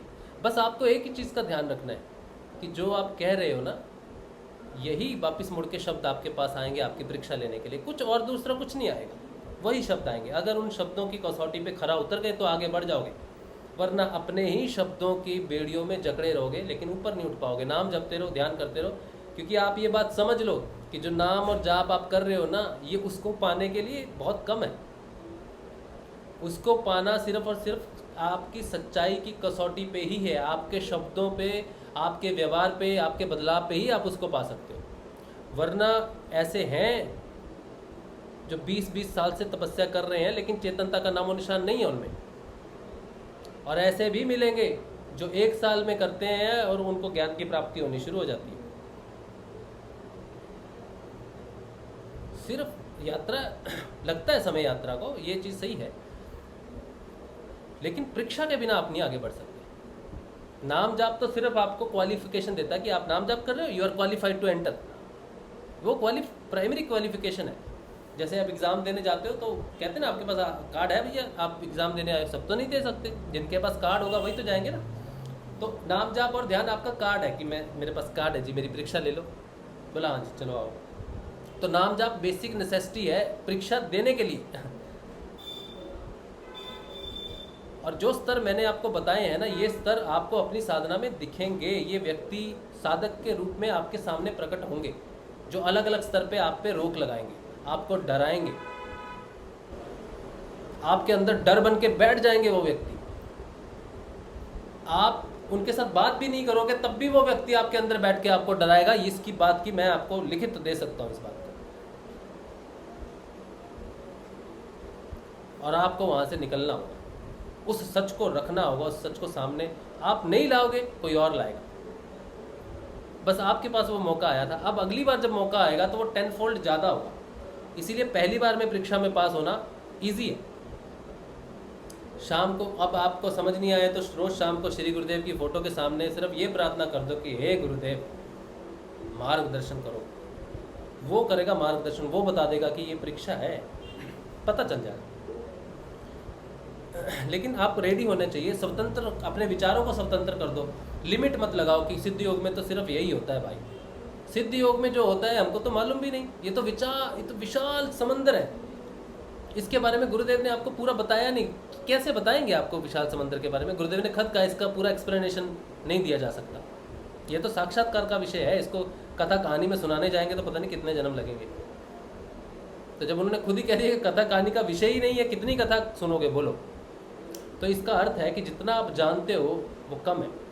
इसीलिए आपके पास क्या ऑप्शन है? अपने आप को स्वतंत्र कर दो सारे बंधनों से, सारे लोगों से, सारे साधकों से, सारों के दृष्टिकोण से अपने आप को स्वतंत्र कर दो। अपना बस देखो, सबको एक्सेप्ट करना ही आपके लिए मार्ग है। अगर आप कहते हो कि ये तो हो नहीं सकता, ये तो गलत है, तो आपने अपने ऊपर ही रोक लगा दी। आपको हो सकता है, क्यों नहीं हो सकता? सब कुछ हो सकता है। जो दिखता है वो वैसा होता नहीं, जो होता है वैसा दिखता नहीं। ये भी हो सकता है ना। तो सिद्ध योग के बारे में अगर कोई गुरुदेव ने कह दिया कि भाई पूरा तो जानना समझना मुश्किल है, इसको आप करो जितना आपको समझना है, आपको मिल जाएगा अपना। तो कोई व्यक्ति विशेष कह दे आपको कि ये सिद्धियोग में होना नहीं चाहिए, ये गलत है, और आप उसकी बात पे अगर विश्वास करते हो तो उसकी वीडियो को उसने तो पैरों में बांध दिया, आपने सिर में बांध ली। इसीलिए किसी का भी अनुसरण करना उचित नहीं है। अनुसरण सिर्फ और सिर्फ अपनी आज़ादी का करना है। ज्ञान आपको सब जगह से मिलेगा, किसी की प्रॉपर्टी नहीं है ज्ञान। किताबें किसने लिख दी, अपना नाम लिख दिया, उसकी प्रॉपर्टी नहीं होगा। वो परम सत्ता का ज्ञान है, वो विष्णु का ज्ञान है, वो सबके लिए है। वो किसी भी मुख से प्राप्त हो सकता है, क्योंकि सारे मुख विष्णु के हैं। जो निंदा करता है वो भी विष्णु का है, जो प्रशंसा करता है वो भी विष्णु का है। सारा उसकी परम सत्ता का ही खेल चल रहा है, बस ये समझ लो। इसीलिए कहीं से भी मिल जाए, सिर्फ आपको क्वालिफाई कराने वाले गुरुदेव हैं, वही देता है, कोई दूसरा। बस आपने एक बार गुरु धारण कर लिया और गुरुदेव को नमस्कार किया मार्गदर्शन के लिए। अब चाहे आइंस्टाइन आके मार्गदर्शन करे, चाहे न्यूटन करे, है, या विवेकानंद आके ध्यान में करे, या शंकराचार्य जी करें। फिल्म देख लो, शंकराचार्य की फिल्म देखनी हो जाएगी, गोरखनाथ जी की फिल्म देखनी हो जाएगी, कुछ हो जाएगा, वो मार्गदर्शन करने पहुंच जाएंगे किसी ना किसी रूप में। उनको पता है कहाँ पर है मेरी सच्ची बात, वो आपके सामने मार्गदर्शन करने के लिए आ जाएंगे। कोई लिमिट नहीं। कोई छोटा बच्चा आपको सिखा के चला जाएगा। तो अगर आपको साधना में ऊपर बढ़ना है तो आपके सिर पे छत किसी की हाईएस्ट नहीं होनी चाहिए, बड़ा ऊंचा है भैया, कोई ऊंचा नहीं, कोई ऊंचा नहीं है। आप सबसे ऊंचे हो। अगर आपको सबसे ऊंचाई तक पहुंचना है तो आपको सबसे सारी ऊंचाइयों को हटाना पड़ेगा। किसी के अंडर से निकलना ही आपके लिए चेतना के उच्चतम स्तर पे जाने वाली बात है, वरना प्रश्न ही पूछते रह जाएंगे। बहुत महत्वपूर्ण बात है ये चेतनता के स्तर।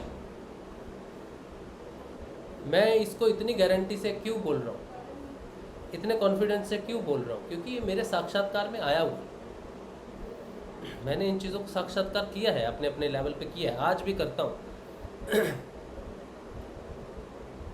और मैं दूसरों को भी करते हुए देख रहा हूँ, क्योंकि मैं जानता हूँ कि मैं इस पथ से गुजरा हूँ, दूसरे भी गुजर रहे हैं, और बिल्कुल समझता हूँ मैं उनकी परिस्थिति भी समझता हूँ। इसमें ना तो कोई उनसे बात करने की बात है, ना उनको समझाने की बात है, मेरा विषय ही नहीं है।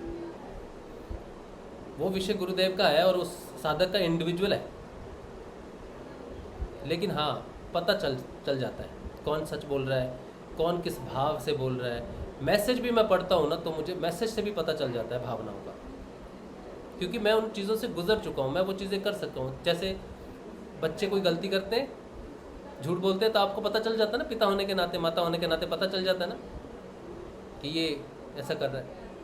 लेकिन आप फिर भी कहते हाँ ठीक है मैं मान लिया, ठीक है भैया, तो आप उस चीज़ को एक्सेप्ट कर लेते हो, लेकिन आप अंदर अंदर जानते हो। चेतनता के आधार बिल्कुल वैसे ही हैं। जैसे बुक पढ़ने की जरूरत नहीं, गीता पढ़ने की जरूरत नहीं, आपका व्यवहार परिवर्तन होगा, उच्चतम व्यवहार हो गया, वही गीता है, वही राम है, रामायण है। पढ़ने की जरूरत है नहीं, तो फिर दूसरे लोगों को पढ़ने की भी जरूरत नहीं है। आपका उच्चतम व्यवहार से ही पता चल जाएगा कि ये मेरे व्यवहार का हिस्सा नहीं है। अगर ये आपके व्यवहार का हिस्सा नहीं है तो आपको पता चल गया कि ये व्यक्ति वैसा नहीं है। बड़ी सिंपल चीज़ है, कोई डिफिकल्टी नहीं है, कुछ नहीं है, सब कुछ ईजी है, सब कुछ अंदर से घटित होगा और मैच नहीं होगा, बस मैचिंग प्रॉब्लम हो जाएगी। जिसके साथ मैच होगा पता चल जाएगा, एक लेवल तक मैच होगा, अगर उसका लेवल वहीं तक है फिर उससे ऊपर, फिर आगे की मैचिंग शुरू होगी। फिर इस पृथ्वी के बाद दूसरे सूक्ष्म प्रदेश हैं, सूक्ष्म शरीरों में यात्रा जब होती है, सूक्ष्म प्रदेशों में यात्रा होगी। जो आप पढ़ते हो ना इनका, मुक्तानंद जी का, कि वो गए थे पितृलोक में गए या नागलोक में गए, फिर इस लोक में गए, फिर एक ऐसा लोक गया नर्क लोक है, सब लोकों में गए थे। तो वो सब लोकों में जाएंगे, देखेंगे वहाँ पे जाके, सब कुछ आपको समझ में आ जाएगा वो चीज़। लेकिन ये कोई दिव्य कहानी नहीं है कि आप बैठे तो आज ही आपको नर्क लोक की, पितृलोक की दर्शन हो जाएंगे, नहीं। ये चेतनता के आधार है, आप उन आधारों से आप गुजरोगे तो आपको वो दर्शन होने ज़रूरी है। और ये बात भी सत्य है कि वो परमेश्वर आपको आके वो शब्द दे के जाता है।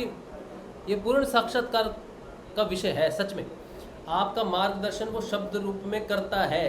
सिर्फ भावनाओं में दिखाता नहीं है। जब वो आप उस स्थिति पे हो, उससे कनेक्टेड हो, तो वो शब्द रूप में आपको वो शब्द दे के जाता है। ये शब्द है, इस शब्द पे सर्च, इस शब्द पे व्याख्या करो, इस शब्द को ढूंढो, ये शब्द तुम्हारे लिए महत्वपूर्ण है। वो आएगा, वो सुनेगा, क्लियरली सुनेगा आपको। ये मेरे पर्सनल जीवन का अनुभव मैं आपको बता रहा हूँ। जब आप उसका काम करने जाओगे ना, और कहीं उसकी चीज़ नहीं मिलेगी, आपको ढूंढने से नहीं मिलेगी, मतलब आपने सोचो सर्च करना है कि मेरे दांत में दर्द है, तो आपने इंटरनेट पे सर्च किया, किताबें खोली, डॉक्टरी देखी, सारा देख लिया कि मेरे दांत में दर्द है, मिला नहीं, मिलेगा नहीं, क्योंकि उसको पता है कि इसकी सर्च दांत में दर्द है। लेकिन ढूंढना ऐसे नहीं है जैसे ये ढूंढ रहा है। ये लिखेगा दांत में दर्द है तो इसको वो मिलेगा जो लोग जानते हैं, लेकिन इसको वो नहीं मिलेगा जो इसका मूल उद्देश्य। दर्द तो बाद में आया, पहले दवाई आई, तो वो आपको दवाई का नाम बताएगा, दर्द नहीं बताएगा, दवाई का नाम बताएगा। उस दवाई के बारे में जब आप देखोगे कि अच्छा ये चीज़ है, अरे इससे दांत का दर्द भी ठीक होता है, अरे यही तो खोज रहा था मैं तो उसका मार्गदर्शन करने का तरीका ऐसा है कि वो वहाँ से चीज़ उठा लेगा जहाँ से लोगों को पता नहीं, क्योंकि लोग क्या जानते हैं कि दांत के दर्द के लिए ये चीज़ खानी है, ये चीज़ खानी है, लेकिन ये नहीं जानते कि इस चीज़ से दांत का दर्द ठीक होता है। आप कैसे ढूंढे? ये तो रिसर्च का है ना, कि मैंने 10 चीज़ों को रखा, औषधि को रखा, अब मैं टेस्ट कर रहा हूँ उसको। ये तो टेस्ट का विषय है ना, कि ये चीज़ से दांत दर्द ठीक होता है, इससे आँख दर्द ठीक होता है। ये तो विषय मेरा विज्ञान का है। तो विज्ञान ने जितने तो ढूंढ लिए, उतने तो आप सर्च कर सकते हो कि हाँ, वो विज्ञान आपको दिखा देगा कि भैया हम ढूंढ चुके हैं, ये लो दांत की दर्द की दवाई। लेकिन जो विज्ञान ने ढूंढा ही नहीं अभी तक, और जो गुप्त है, रहस्य है, उस तक आपको पहुंचना है। कैसे पहुंचोगे? यहाँ पर वो आता है, आपको वो शब्द देता है। कि ये मैं बिल्कुल अपने जीवन की, अपनी साधना की बात मैं आपको बता रहा हूँ। 2 उदाहरण मैं आपको देता हूँ। पहला उदाहरण, जब पिनियल ग्लैंड के बारे में मैंने गुरुदेव से पूछा था कि गुरुदेव ये पिनियल ग्लैंड क्या है, मैंने बहुत देखा, मैंने कहा इंटरनेट पे तो जो लिखा हुआ है वही अगर बोल के सेशन करना है तो सेशंस का लाभ नहीं, इस तरह से नहीं होता। बोल बोल के पढ़ने वाला कोई मज़ा नहीं है। ज्ञान हो, अच्छा हो, ऐसा हो जो मैं नहीं जानता, दुनिया नहीं जानती, जो गुप्त है, जो रहस्य है, वो बताओ। कुछ नहीं बताया मुझे। अगले दिन सेशन था। ये बात मैं कई बार बता चुका हूँ, फिर से बता रहा हूँ क्योंकि वो टॉपिक है। तो रात को जब मैं सुबह सो रहा था, तो सुबह अर्ध निद्रा थी मेरी, आधा जागृत आधा निद्रा में था। तब ये भजन दिया नारसी मेहता जी का मुझे, वैष्णव जन। तो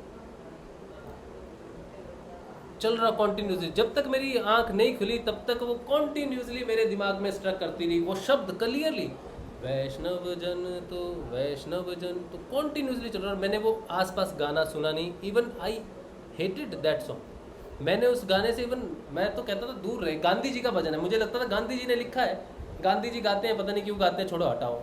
ना मुझे गांधी पसंद, ना मुझे गांधी के भजन पसंद, ये ऑनेस्ट बात है मेरी। हालांकि ये मेरा पर्सनल विषय है, इसलिए नहीं कि गांधी कोई व्यक्ति विशेष के कारण मैं उसको पसंद नहीं करता, मैं उसकी धारणा की वजह से उसे पसंद नहीं करता। जो व्यवहार था उसका, मैं उसकी वजह से गांधी जी को गांधी व्यवहार पसंद नहीं मुझे। गांधी व्यक्ति तो चला गया, आया, लेकिन वो व्यवहार ठीक नहीं था। जिस स्थिति में वो था, जिस स्टेज में वो था, वहाँ पर जो व्यक्ति का व्यवहार होना चाहिए वो व्यवहार वैसा नहीं था, इसीलिए मुझे वो व्यवहार पसंद नहीं। तो जो उसके व्यवहार से जुड़ी हुई चीज़ें, वो भी मुझे लगता था कि जब इसका व्यवहार मिथ्या है तो इसकी चीज़ें भी मिथ्या होंगी।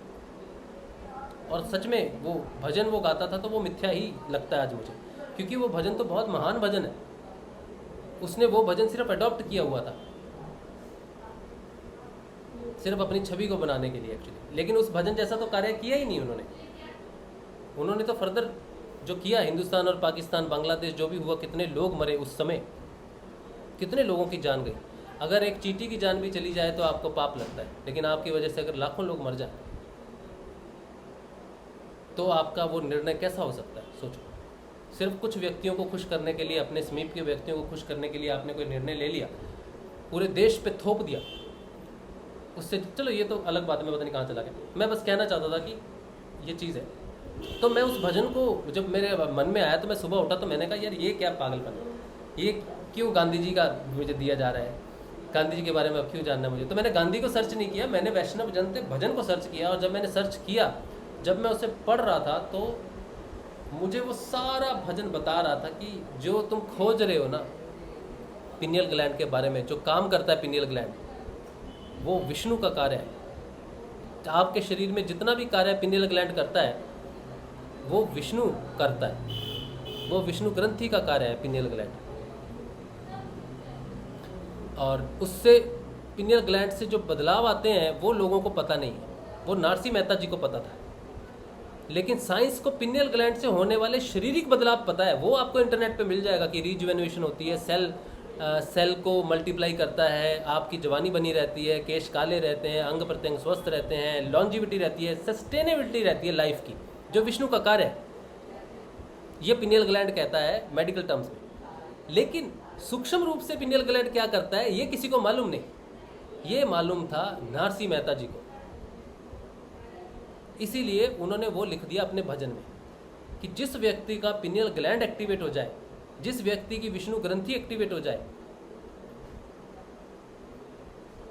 उसमें जो बदलाव आते हैं वो सारा पूरा भजन में उन्होंने लिख दिया। और उस भजन को आप सुनोगे तो आपको पता चलेगा कि विष्णु ने जो आपके अंदर बदलाव दिया, व्यवहारिक बदलाव जो दिया, उससे सस्टेनेबिलिटी बनता ही है। क्योंकि जब इंसान को कोई मानसिक टेंशन नहीं, कुछ नहीं, और उसका पिनियल ग्लैंड उसको शरीर से भी रिजुवेनेट करता है, भौतिक रूप से भी रिजुवेनेट कर रहा है, आध्यात्मिक रूप से भी रिजुवेनेट कर रहा है, तो वो क्यों मरेगा? ये मेरा साक्षात्कार है, उस शब्द को मेरे कान में दिया गया था। मेरी धारणा कुछ और थी, लेकिन जब मैंने उसको सुना और उसको मुझे बताया गया प्रेरणा से कि ये चीज़ है, तब मैं हक्का बक्का रह गया था। उस दिन तो मेरी हालत, और उसके बाद की बात जो 2 दिन पहले की बात है जो मैंने आप सबके साथ शेयर की थी, फिर से कर रहा हूँ कि मैं हमेशा से म्यूज़िक सीखना चाहता था लेकिन सीख नहीं पाया। आज भी मुझे हारमोनियम खरीदने से डर लगता है। मेरे पास था एक हारमोनियम और मैंने उसको मंदिर में इसलिए दान दे दिया क्योंकि मुझे प्रॉब्लम होती थी म्यूज़िक सीखने से, कोई ना कोई प्रॉब्लम हो जाती थी। ये मेरे दिमाग में बैठ गई चीज़ कि हारमोनियम, अब मैं सोच रहा था कि यार अब तो मैं सीख रहा हूँ, गुरुदेव सिखा रहे हैं मुझे, रोज़ थोड़ी बहुत प्रैक्टिस मैं करता हूँ, उस अपनी आवाज़ को ढूंढ के गुरुदेव के लिए भजन करूँ, अपनी आवाज़ को ढूंढूँ, वही उद्देश्य है म्यूज़िक सीखने का। कोई तानसेन बनने का कोई इरादा नहीं है। और उसके साथ साथ म्यूज़िक जो है, वो सुर जो है, वो आपके चक्रों को प्योरीफाई करते हैं, हेल्प करते हैं आपकी साधना में। ये भी एक पता चला है मुझे, इसीलिए भी हो रहा है, असिस्ट करती है वो चीज़ें। अब मुझे सीख रहा हूँ तो इंटरनेट से सीख रहा हूँ, मेरा कोई गुरु नहीं, मैं तो गुरुदेव को ही नमस्कार करता हूँ, गुरुदेव दिखा दो कोई वीडियो, क्या करना है बोलो। अब जब मैं वो सरगम सीख चुका हूँ, सरगम के बाद अब आगे बारी आती है राग की। राग कौन सा सीखना है, तो मेरे को साक्षात कान में शब्द दिए गए कि मल्हार सीखना है, राग मल्हार सीखना है तुझे। पहले जब इसके बारे में पता किया तो देखा कि राग यमन पहले सीखते हैं या फिर राग वो जो सब समय गाए जाए वो सीखते हैं, तो राग मल्हार क्यों सीखना है गुरुदेव? तो बोला ये सिचुएशन है, बारिशों का राग है, मल्हार मतलब बारिशों के लिए है, सावन का राग है, और इस समय जो समय चल रहा है वो सावन है। इसीलिए जो समय है, जो प्रकृति है, अगर उसी की असिस्टेंस चाहिए, उसकी फील चाहिए, अगर उस राग को रियल में सीखते हुए फील करना है कि वो क्या है, क्यों है, तो वो मौसम होना चाहिए, वो माहौल होना चाहिए। तो राग मल्हार पहले सीखना है। उसकी सरगम भी प्रॉपर दी गई, लेकिन मैं तो राग मल्हार जानता नहीं, तो सरगम मुझे पता था कि सरगम दी गई है, वो ऊपर तक दी गई है, लेकिन मुझे याद नहीं रही। और लेकिन जब मैंने खोजा तो मुझे पता चला कि राग मल्हार सावन के लिए है और समय के हिसाब से सीखना चाहिए। तो अब मैं राग मल्हार सीख रहा हूँ, बड़ा आनंद आता है इस मौसम में उसको। और बारिश होगी जिस दिन, उस दिन तो खैर देखें क्या होता है। तो ये प्रेरणा अंदर से हुई। अब वो जो डर था कि मैं सीख रहा था म्यूज़िक, अब वो ख़त्म हो गई ये चीज़। अब मुझे पता है कि मैं सीख नहीं रहा हूँ, अब मुझे सिखाया जा रहा है। क्योंकि हो सकता है मेरे अंदर की इच्छा हो, उस इच्छा की पूर्ति होनी ज़रूरी है कि मैं सीखना चाहता था, अपनी आवाज़ जानना चाहता था, पूरे सुरों में एक दिन गाना चाहता था। ये मेरी इच्छा रही होगी क्योंकि मैं सिंगर बनना चाहता था पहले से, जो कि मैं परिस्थितिवश बन नहीं पाया। वो इच्छा पूर्ण हो सकता है कि उसके लिए हो, या इसका कोई दूसरा महत्वपूर्ण कार्य हो, वो भी हो सकता है। लेकिन अगर वो ईश्वर कार्य करवाता है तो वो अंदर से प्रेरणा देता है, ये सही बात है। लेकिन उस प्रेरणा तक पहुंचने के लिए आपको चेतनता की अवस्था पे जाना पड़ेगा, और उस चेतनता की अवस्था में वो आपसे बात करता है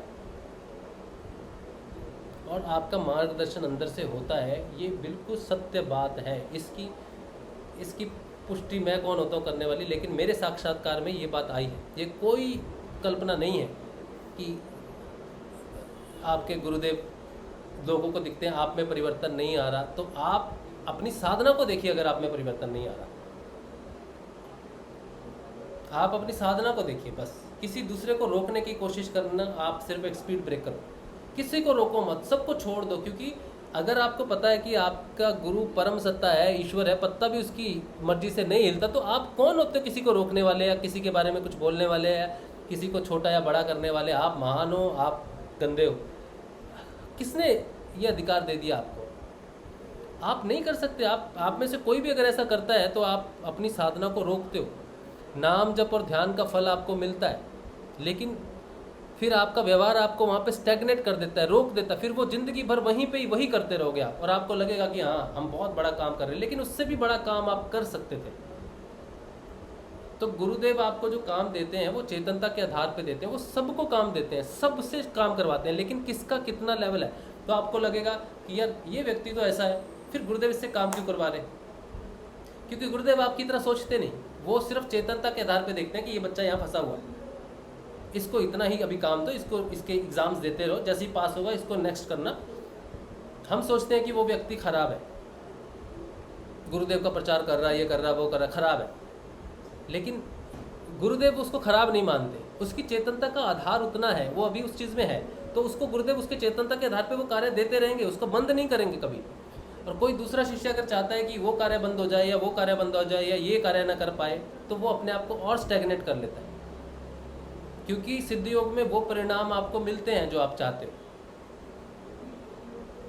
ठीक है। लेकिन किस रूप से मिलेंगे? आपकी इच्छा पूर्ति करनी है ना, आपकी इच्छा पूर्ति करनी है ना, आपको पता चल जाएगा आपकी इच्छा पूर्ति हो गई है। दूसरे की बात छोड़ दो। तो आप अगर किसी के प्रति कुछ रखते हो तो वो अच्छा आपकी पूरी हो जाएगी, लेकिन आपको पता चल जाएगा कि क्या हुआ है। लेकिन अब रियलाइजेशन भी है, अहंकार रियलाइजेशन होने नहीं देता कि ये हुआ है, होगा तो सडनली हो गया, ऐसा कोई बात नहीं है, ये हो गया। लेकिन वो पूरा प्रॉपर चीज़ है आपको दिखाने की, बार बार दिखाई जाएगी, बार बार दिखाई जाएगी। तो आपके पास ऊपर बढ़ने का एक ही मार्ग है, सरेंडर। और हर सत्ता में उस परम सत्ता का एक्सेप्टेंस। हर कार्य वो करता है, अलग अलग ढंग से करता है, हर मुख से वो बोलता है, सिर्फ आपकी परीक्षा लेने के लिए बोलता है। कोई आपको निंदा नहीं कर रहा, कोई आपको कुछ नहीं कर रहा, बस वही चेक कर रहा है कि हाँ भाई बड़ा बदमाश है तू, बड़ा ख़राब है तू, कैसा लग रहा है सुन के? तो आप क्या कहोगे? बदमाश तो तुम हो खराब तो तुम हो, अपने आप को देखो, ऐसा कहोगे? या कहोगे ठीक है जी, छोड़ दोगे, स्वतंत्र कर लोगे अपने आप को उस थॉट से, उस प्रोसेस से, और सिर्फ अपना देखोगे, सिर्फ स्वाध्याय करोगे। जिस दिन स्वाध्याय हो गया उस दिन सारे इक्वल है। आप नहीं कह सकते कि आप बड़े महान शिष्य हो, बड़े अच्छे शिष्य हो, आप काबिले तारीफ हो। सभी काबिले तारीफ है, सब नाम जप रहे हैं, सारे इक्वल हैं, कोई भ्रष्ट नहीं, कोई स्वस्थ नहीं, कोई स्वस्थ नहीं, कुछ नहीं, सब इक्वल है। आपकी दृष्टि किसी को ना ऊपर उठा सकती है ना नीचे गिरा सकती है। अगर आप ऐसा कार्य कर रहे हो तो आप महान बनने की कोशिश कर रहे हो, ऐसा नहीं है। सारे इक्वल हैं, सारे। अगर एक भी ऊपर नीचे है तो वो समान भाव नहीं हुआ। समान भाव नहीं हुआ तो तुला जो होता है, बैलेंस, वो बिगड़ जाएगा। वो बिगड़ जाएगा तो वो सम प्रज्ञात समाधि। सम का मतलब क्या? सम का मतलब समान, प्रज्ञा का मतलब ज्ञान। सम प्रज्ञात वो सिद्धि जो संभावना से प्रकट होती है, वो प्रज्ञा जो संभावना से प्रकट होती है। ऐसा व्यक्ति जो संप्रज्ञात है, संप्रज्ञात क्या है? संप्रज्ञात एक स्थिति है। समाधि बोलते हैं संप्रज्ञात समाधि। संप्रज्ञात एक स्थिति है कि ऐसा व्यक्ति या ऐसी स्थिति, ऐसी अवस्था जिसमें सब कुछ बैलेंस्ड है, इक्वल है, ठीक है। ये भी इक्वल, ये भी इक्वल, ये भी इक्वल, इक्वल, ये ज्ञान है कि सब बराबर है। वो सर्व खलविदम ब्रह्म, सब बराबर है। संप्रज्ञात समाधि। इससे ऊपर असंप्रज्ञात समाधि। अरे ये मैं क्या सोच रहा था, सब बराबर है, सब तो है ही नहीं, एक ही है। और एक अपने आप में कैसे ऊपर नीचे हो सकता था? मैं तो खामोखा बराबर करता रहा सबको। वो तो एक ही परम सत्ता है भाई, उसमें तो ऊंच नीच हो ही नहीं सकती। ये असंप्रज्ञात समाधि है, एक तत्व में आधारित हो जाना। संप्रज्ञात का मतलब है सबको समान दृष्टि से देखना। ये लोअर स्थिति है, क्योंकि अगर आप बाइबल की भविष्यवाणियां पढ़ोगे तो उसमें संप्रज्ञात समाधि से ऊपर की बात कही गई है कि समन्वय किससे, उसका हेडिंग है समन्वय किससे, कि तुम किसी को समान भाव दे रहे हो। Who are you? आपको किसने अधिकार दिया कि आप किसी को समान दृष्टि दे रहे हो। आप कौन होते किसी को समानता देने वाले? यानी कि आपके पास आधार है, आपके पास कुछ है कि आप कह रहे हो नहीं भाई सब इक्वल है, सबको अधिकार मिलना चाहिए। कौन होते हो आप सबको अधिकार देने वाले? समन्वय किससे समानता? सब ऑलरेडी एक ही चीज़ का हिस्सा है, ना ऊपर है ना नीचे। अब आप अपने शरीर को देखो, आप कहोगे कि पैर नीचे का हिस्सा है, सिर ऊपर का हिस्सा है। सिर ऊपर है, कमर नीचे है, कमर टूट गई, लेट के बिस्तरे पे। अब बताओ, अब पैर की जो अंगूठा होता है, लेट जाओ सीधे, अब पैर का अंगूठा ऊपर हो गया ऊंचाई में, सिर नीचे गिर गया। तो ये अवस्था है खाली ऊपर नीचे दिखने वाली, ये असंप्रज्ञात समाधि है। पहले ज्ञान प्राप्त होता है समानता का। ये समानता बहुत मुश्किल है, ये कहने की बात है, लेकिन समानता का भाव आने में बहुत समय लग जाता है और फिर इसको छोड़ने में समय लग जाता है। ठीक है, तो आपकी जो ओवरऑल जो डिस्कशन है आज का वो ये है कि आपकी चेतनता स्वतंत्रता के अधीन है। स्वतंत्रता ही आपकी चेतनता है। आपको स्वतंत्र करना ही पड़ेगा हर व्यक्ति को, नहीं तो आप खुद बैरियर बन जाओगे और दूसरों के भी बैरियर का काम करोगे। अपनी साधना तो खुद रोकी ही रोकी, और जो बाकी उस लाइन से गुजरते हुए आपसे मिलेंगे उनको भी रोकोगे। तो आप कोई बहुत अच्छा कार्य नहीं कर रहे। हालांकि आप चेतन दृष्टि से वहाँ पर बैठे हो, कार्य कर रहे हो, लेकिन दूसरी तरफ आप रोक भी रहे हो। तो आपको बैरियर नहीं बनना है किसी का भी।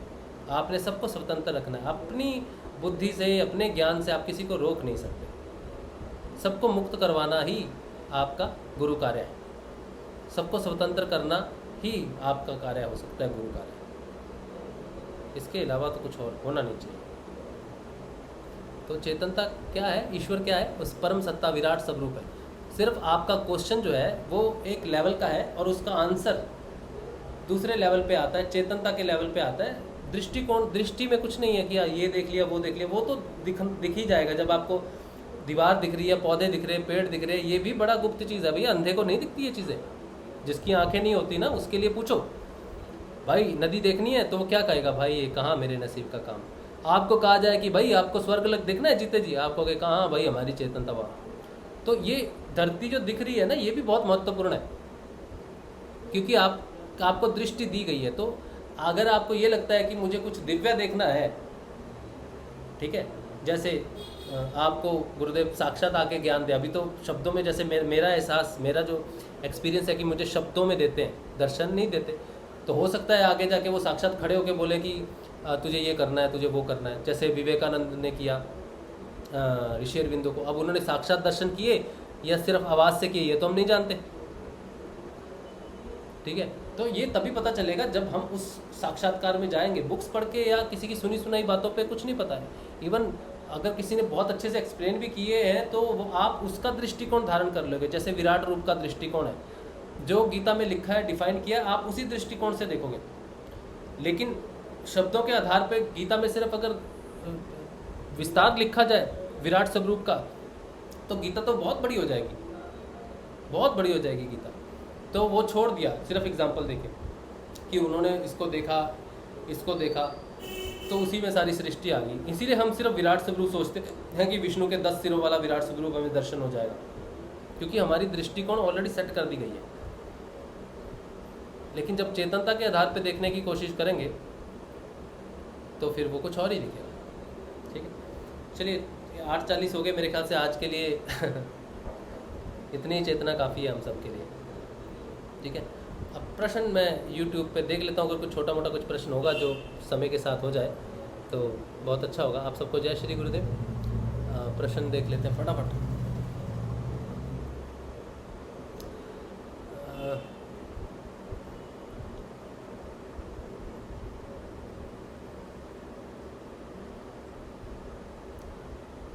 दुर्गेश अरोड़ा फ्रॉम मानसरोवर, जय गुरुदेव। दिन में यदि 3 बार योगी क्रिया हो तो गलत है क्या? मैं जब भी एकांत में जाप करने बैठती हूँ तो मुझे योगी क्रिया होने लगती है। नहीं, कोई मुश्किल नहीं है, कोई दिक्कत नहीं है। लेकिन हाँ, आप अगर स्वयं होने लगती है, 2 समय तो फिक्स कर लीजिए।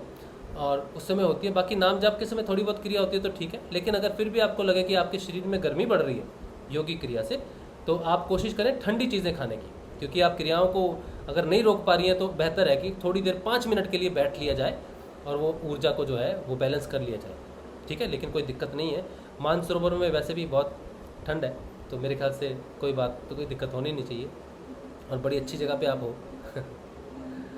जय श्री गुरुदेव। अच्छा, उसके बाद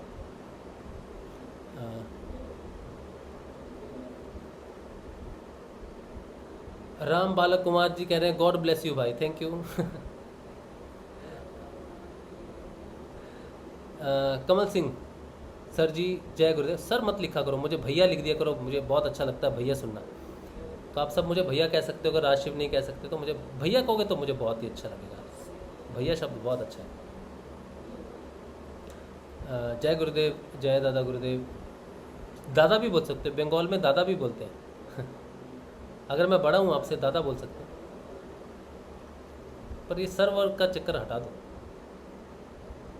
इसमें कोई रस नहीं है। अच्छा चलिए, मैं जानता हूँ आप मेरा सम्मान करते हो इसीलिए बोलते हो सर, ठीक है, लेकिन भैया बोलोगे तो मुझे और भी अच्छा लगेगा। और राशिव भी बोल सकते हो, ठीक है। अच्छा, जय गुरुदेव, जय दादा गुरुदेव। कहते हैं गुरु जी की कृपा पत्ते पत्ते कहीं सांसें रुक जाए मेरी। जय गुरुदेव। क्या बात लिखी है समझ नहीं आई मुझे। देखिए, ये जो भय होता है ना कि मेरी सांसें रुक जाएं, ये हो जाए वो हो जाए, सब छोड़ दो, सब स्वतंत्र कर दो अपने आप को, अपने ही भाव से, अपने ही विरोध से, अपने ही डर से। मैंने वही तो आज इतना देर जो बगड़ बगड़ की है ये स्वतंत्र करने की ही तो की है, अपने आप को स्वतंत्र करने की तो की है, तभी तो आगे बढ़ेंगे। एक्सेप्टेंस जो है जैसा है उच्चतम है, इस लेवल पे वो सबसे श्रेष्ठ है, सबसे बेहतर चीज़ है हमारे पास। तो अपने आप को बेड़ियों से स्वतंत्र करोगे तभी तो पतंग ऊपर जाएगी, ढीली नहीं दोगे तो पतंग ऊपर कहाँ जाएगी, वो तो वापस पानी में नीचे गिरेगी आके। तो पतंग ऊपर जाती है, उसको ढील दी जाती है। अगर उसको लिमिट कर दिया जाए, भाई मेरे पास तो इतनी ही डोर है, अभी मैं छोड़ने वाला नहीं तुझे, जितनी डोर दोगे उतना पतंग ऊपर जाएगा ना। तो आप अपने आप को पतंग सोचो और अपनी थॉट प्रोसेस को सोचो डोर, मुक्त कर दो उसको, अपने आप को मुक्त करना सीखो, अपने विचारों से, अपने बंधनों से, अपने थॉट प्रोसेस से, नेगेटिव पॉजिटिव सबसे मुक्त करके सिर्फ और सिर्फ ये सोचो कि आनंद में चले साधना। एक बार भी नाम जपो तो उसमें वही क्षण है, बस आगे नहीं पीछे नहीं।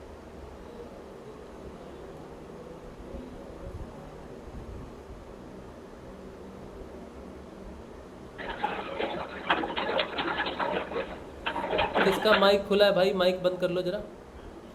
मनोज सजवान बोल रहे हैं बहुत सुंदर गुरु भाई जी, मुझे भी बहुत अच्छा लगा बात करके। सीमांचल बताते जी कह रहे हैं गुरुदेव सेशन में बोले हैं मंत्र जाप सबसे उत्तम है और सबसे बड़ा चाबी है। बिल्कुल, मंत्र जाप ही चाबी है, मंत्र जाप ही उत्तम है, लेकिन उसके आगे की यात्रा भी आपको करनी है कि नहीं करनी है। चाबी है, किस चीज़ की चाबी है, चलो ये बताओ। गुरुदेव ने कहा है चाबी है, किस चीज़ की चाबी है, अब ये बताओ। चाबी आपके पास है तो किसी की तो होगी कोई तो ताला खुलेगा, ताला खुल गया, अब अंदर क्या है, जो अंदर ज्ञान है ना, मैं उसी की बात कर रहा हूँ। चाबी लेके बैठे रहेंगे तो खोलेंगे ही नहीं आगे अंदर क्या है, तो कैसे पता चलेगा किस चीज़ की चाबी दी है गुरुदेव ने। नाम जपी चाबी है, किस चीज़ की चाबी है, पूछो गुरुदेव से, सबको पूछना चाहिए। बड़ा अच्छा प्रश्न आपने आज लिख दिया सीमांचल भाई। लोग ये सोचते हैं कि गुरुदेव ने किया नाम जप करो, मैंने आज वही चेतनता के स्तर वही कहे हैं कि आपका स्तर होगा एक। नाम जप वाले लोगों को नाम जप तक करेंगे, ज्ञान तक पहुंचने नहीं देंगे, और ज्ञान वाले कहेंगे गुरुदेव का ही ज्ञान है बाकी ज्ञान नहीं है, वो ज्ञान से लिमिट कर देंगे। फिर ऊपर जाओगे तो फिर लिमिट आएगी, तो लिमिट आती रहेगी आपकी, लेकिन जो चाबी है वो कितने ताले खोल रही है ये तो देखो, आप सबको देखना चाहिए। पूछो गुरुदेव से, गुरुदेव नाम जप चाबी है लेकिन किसकी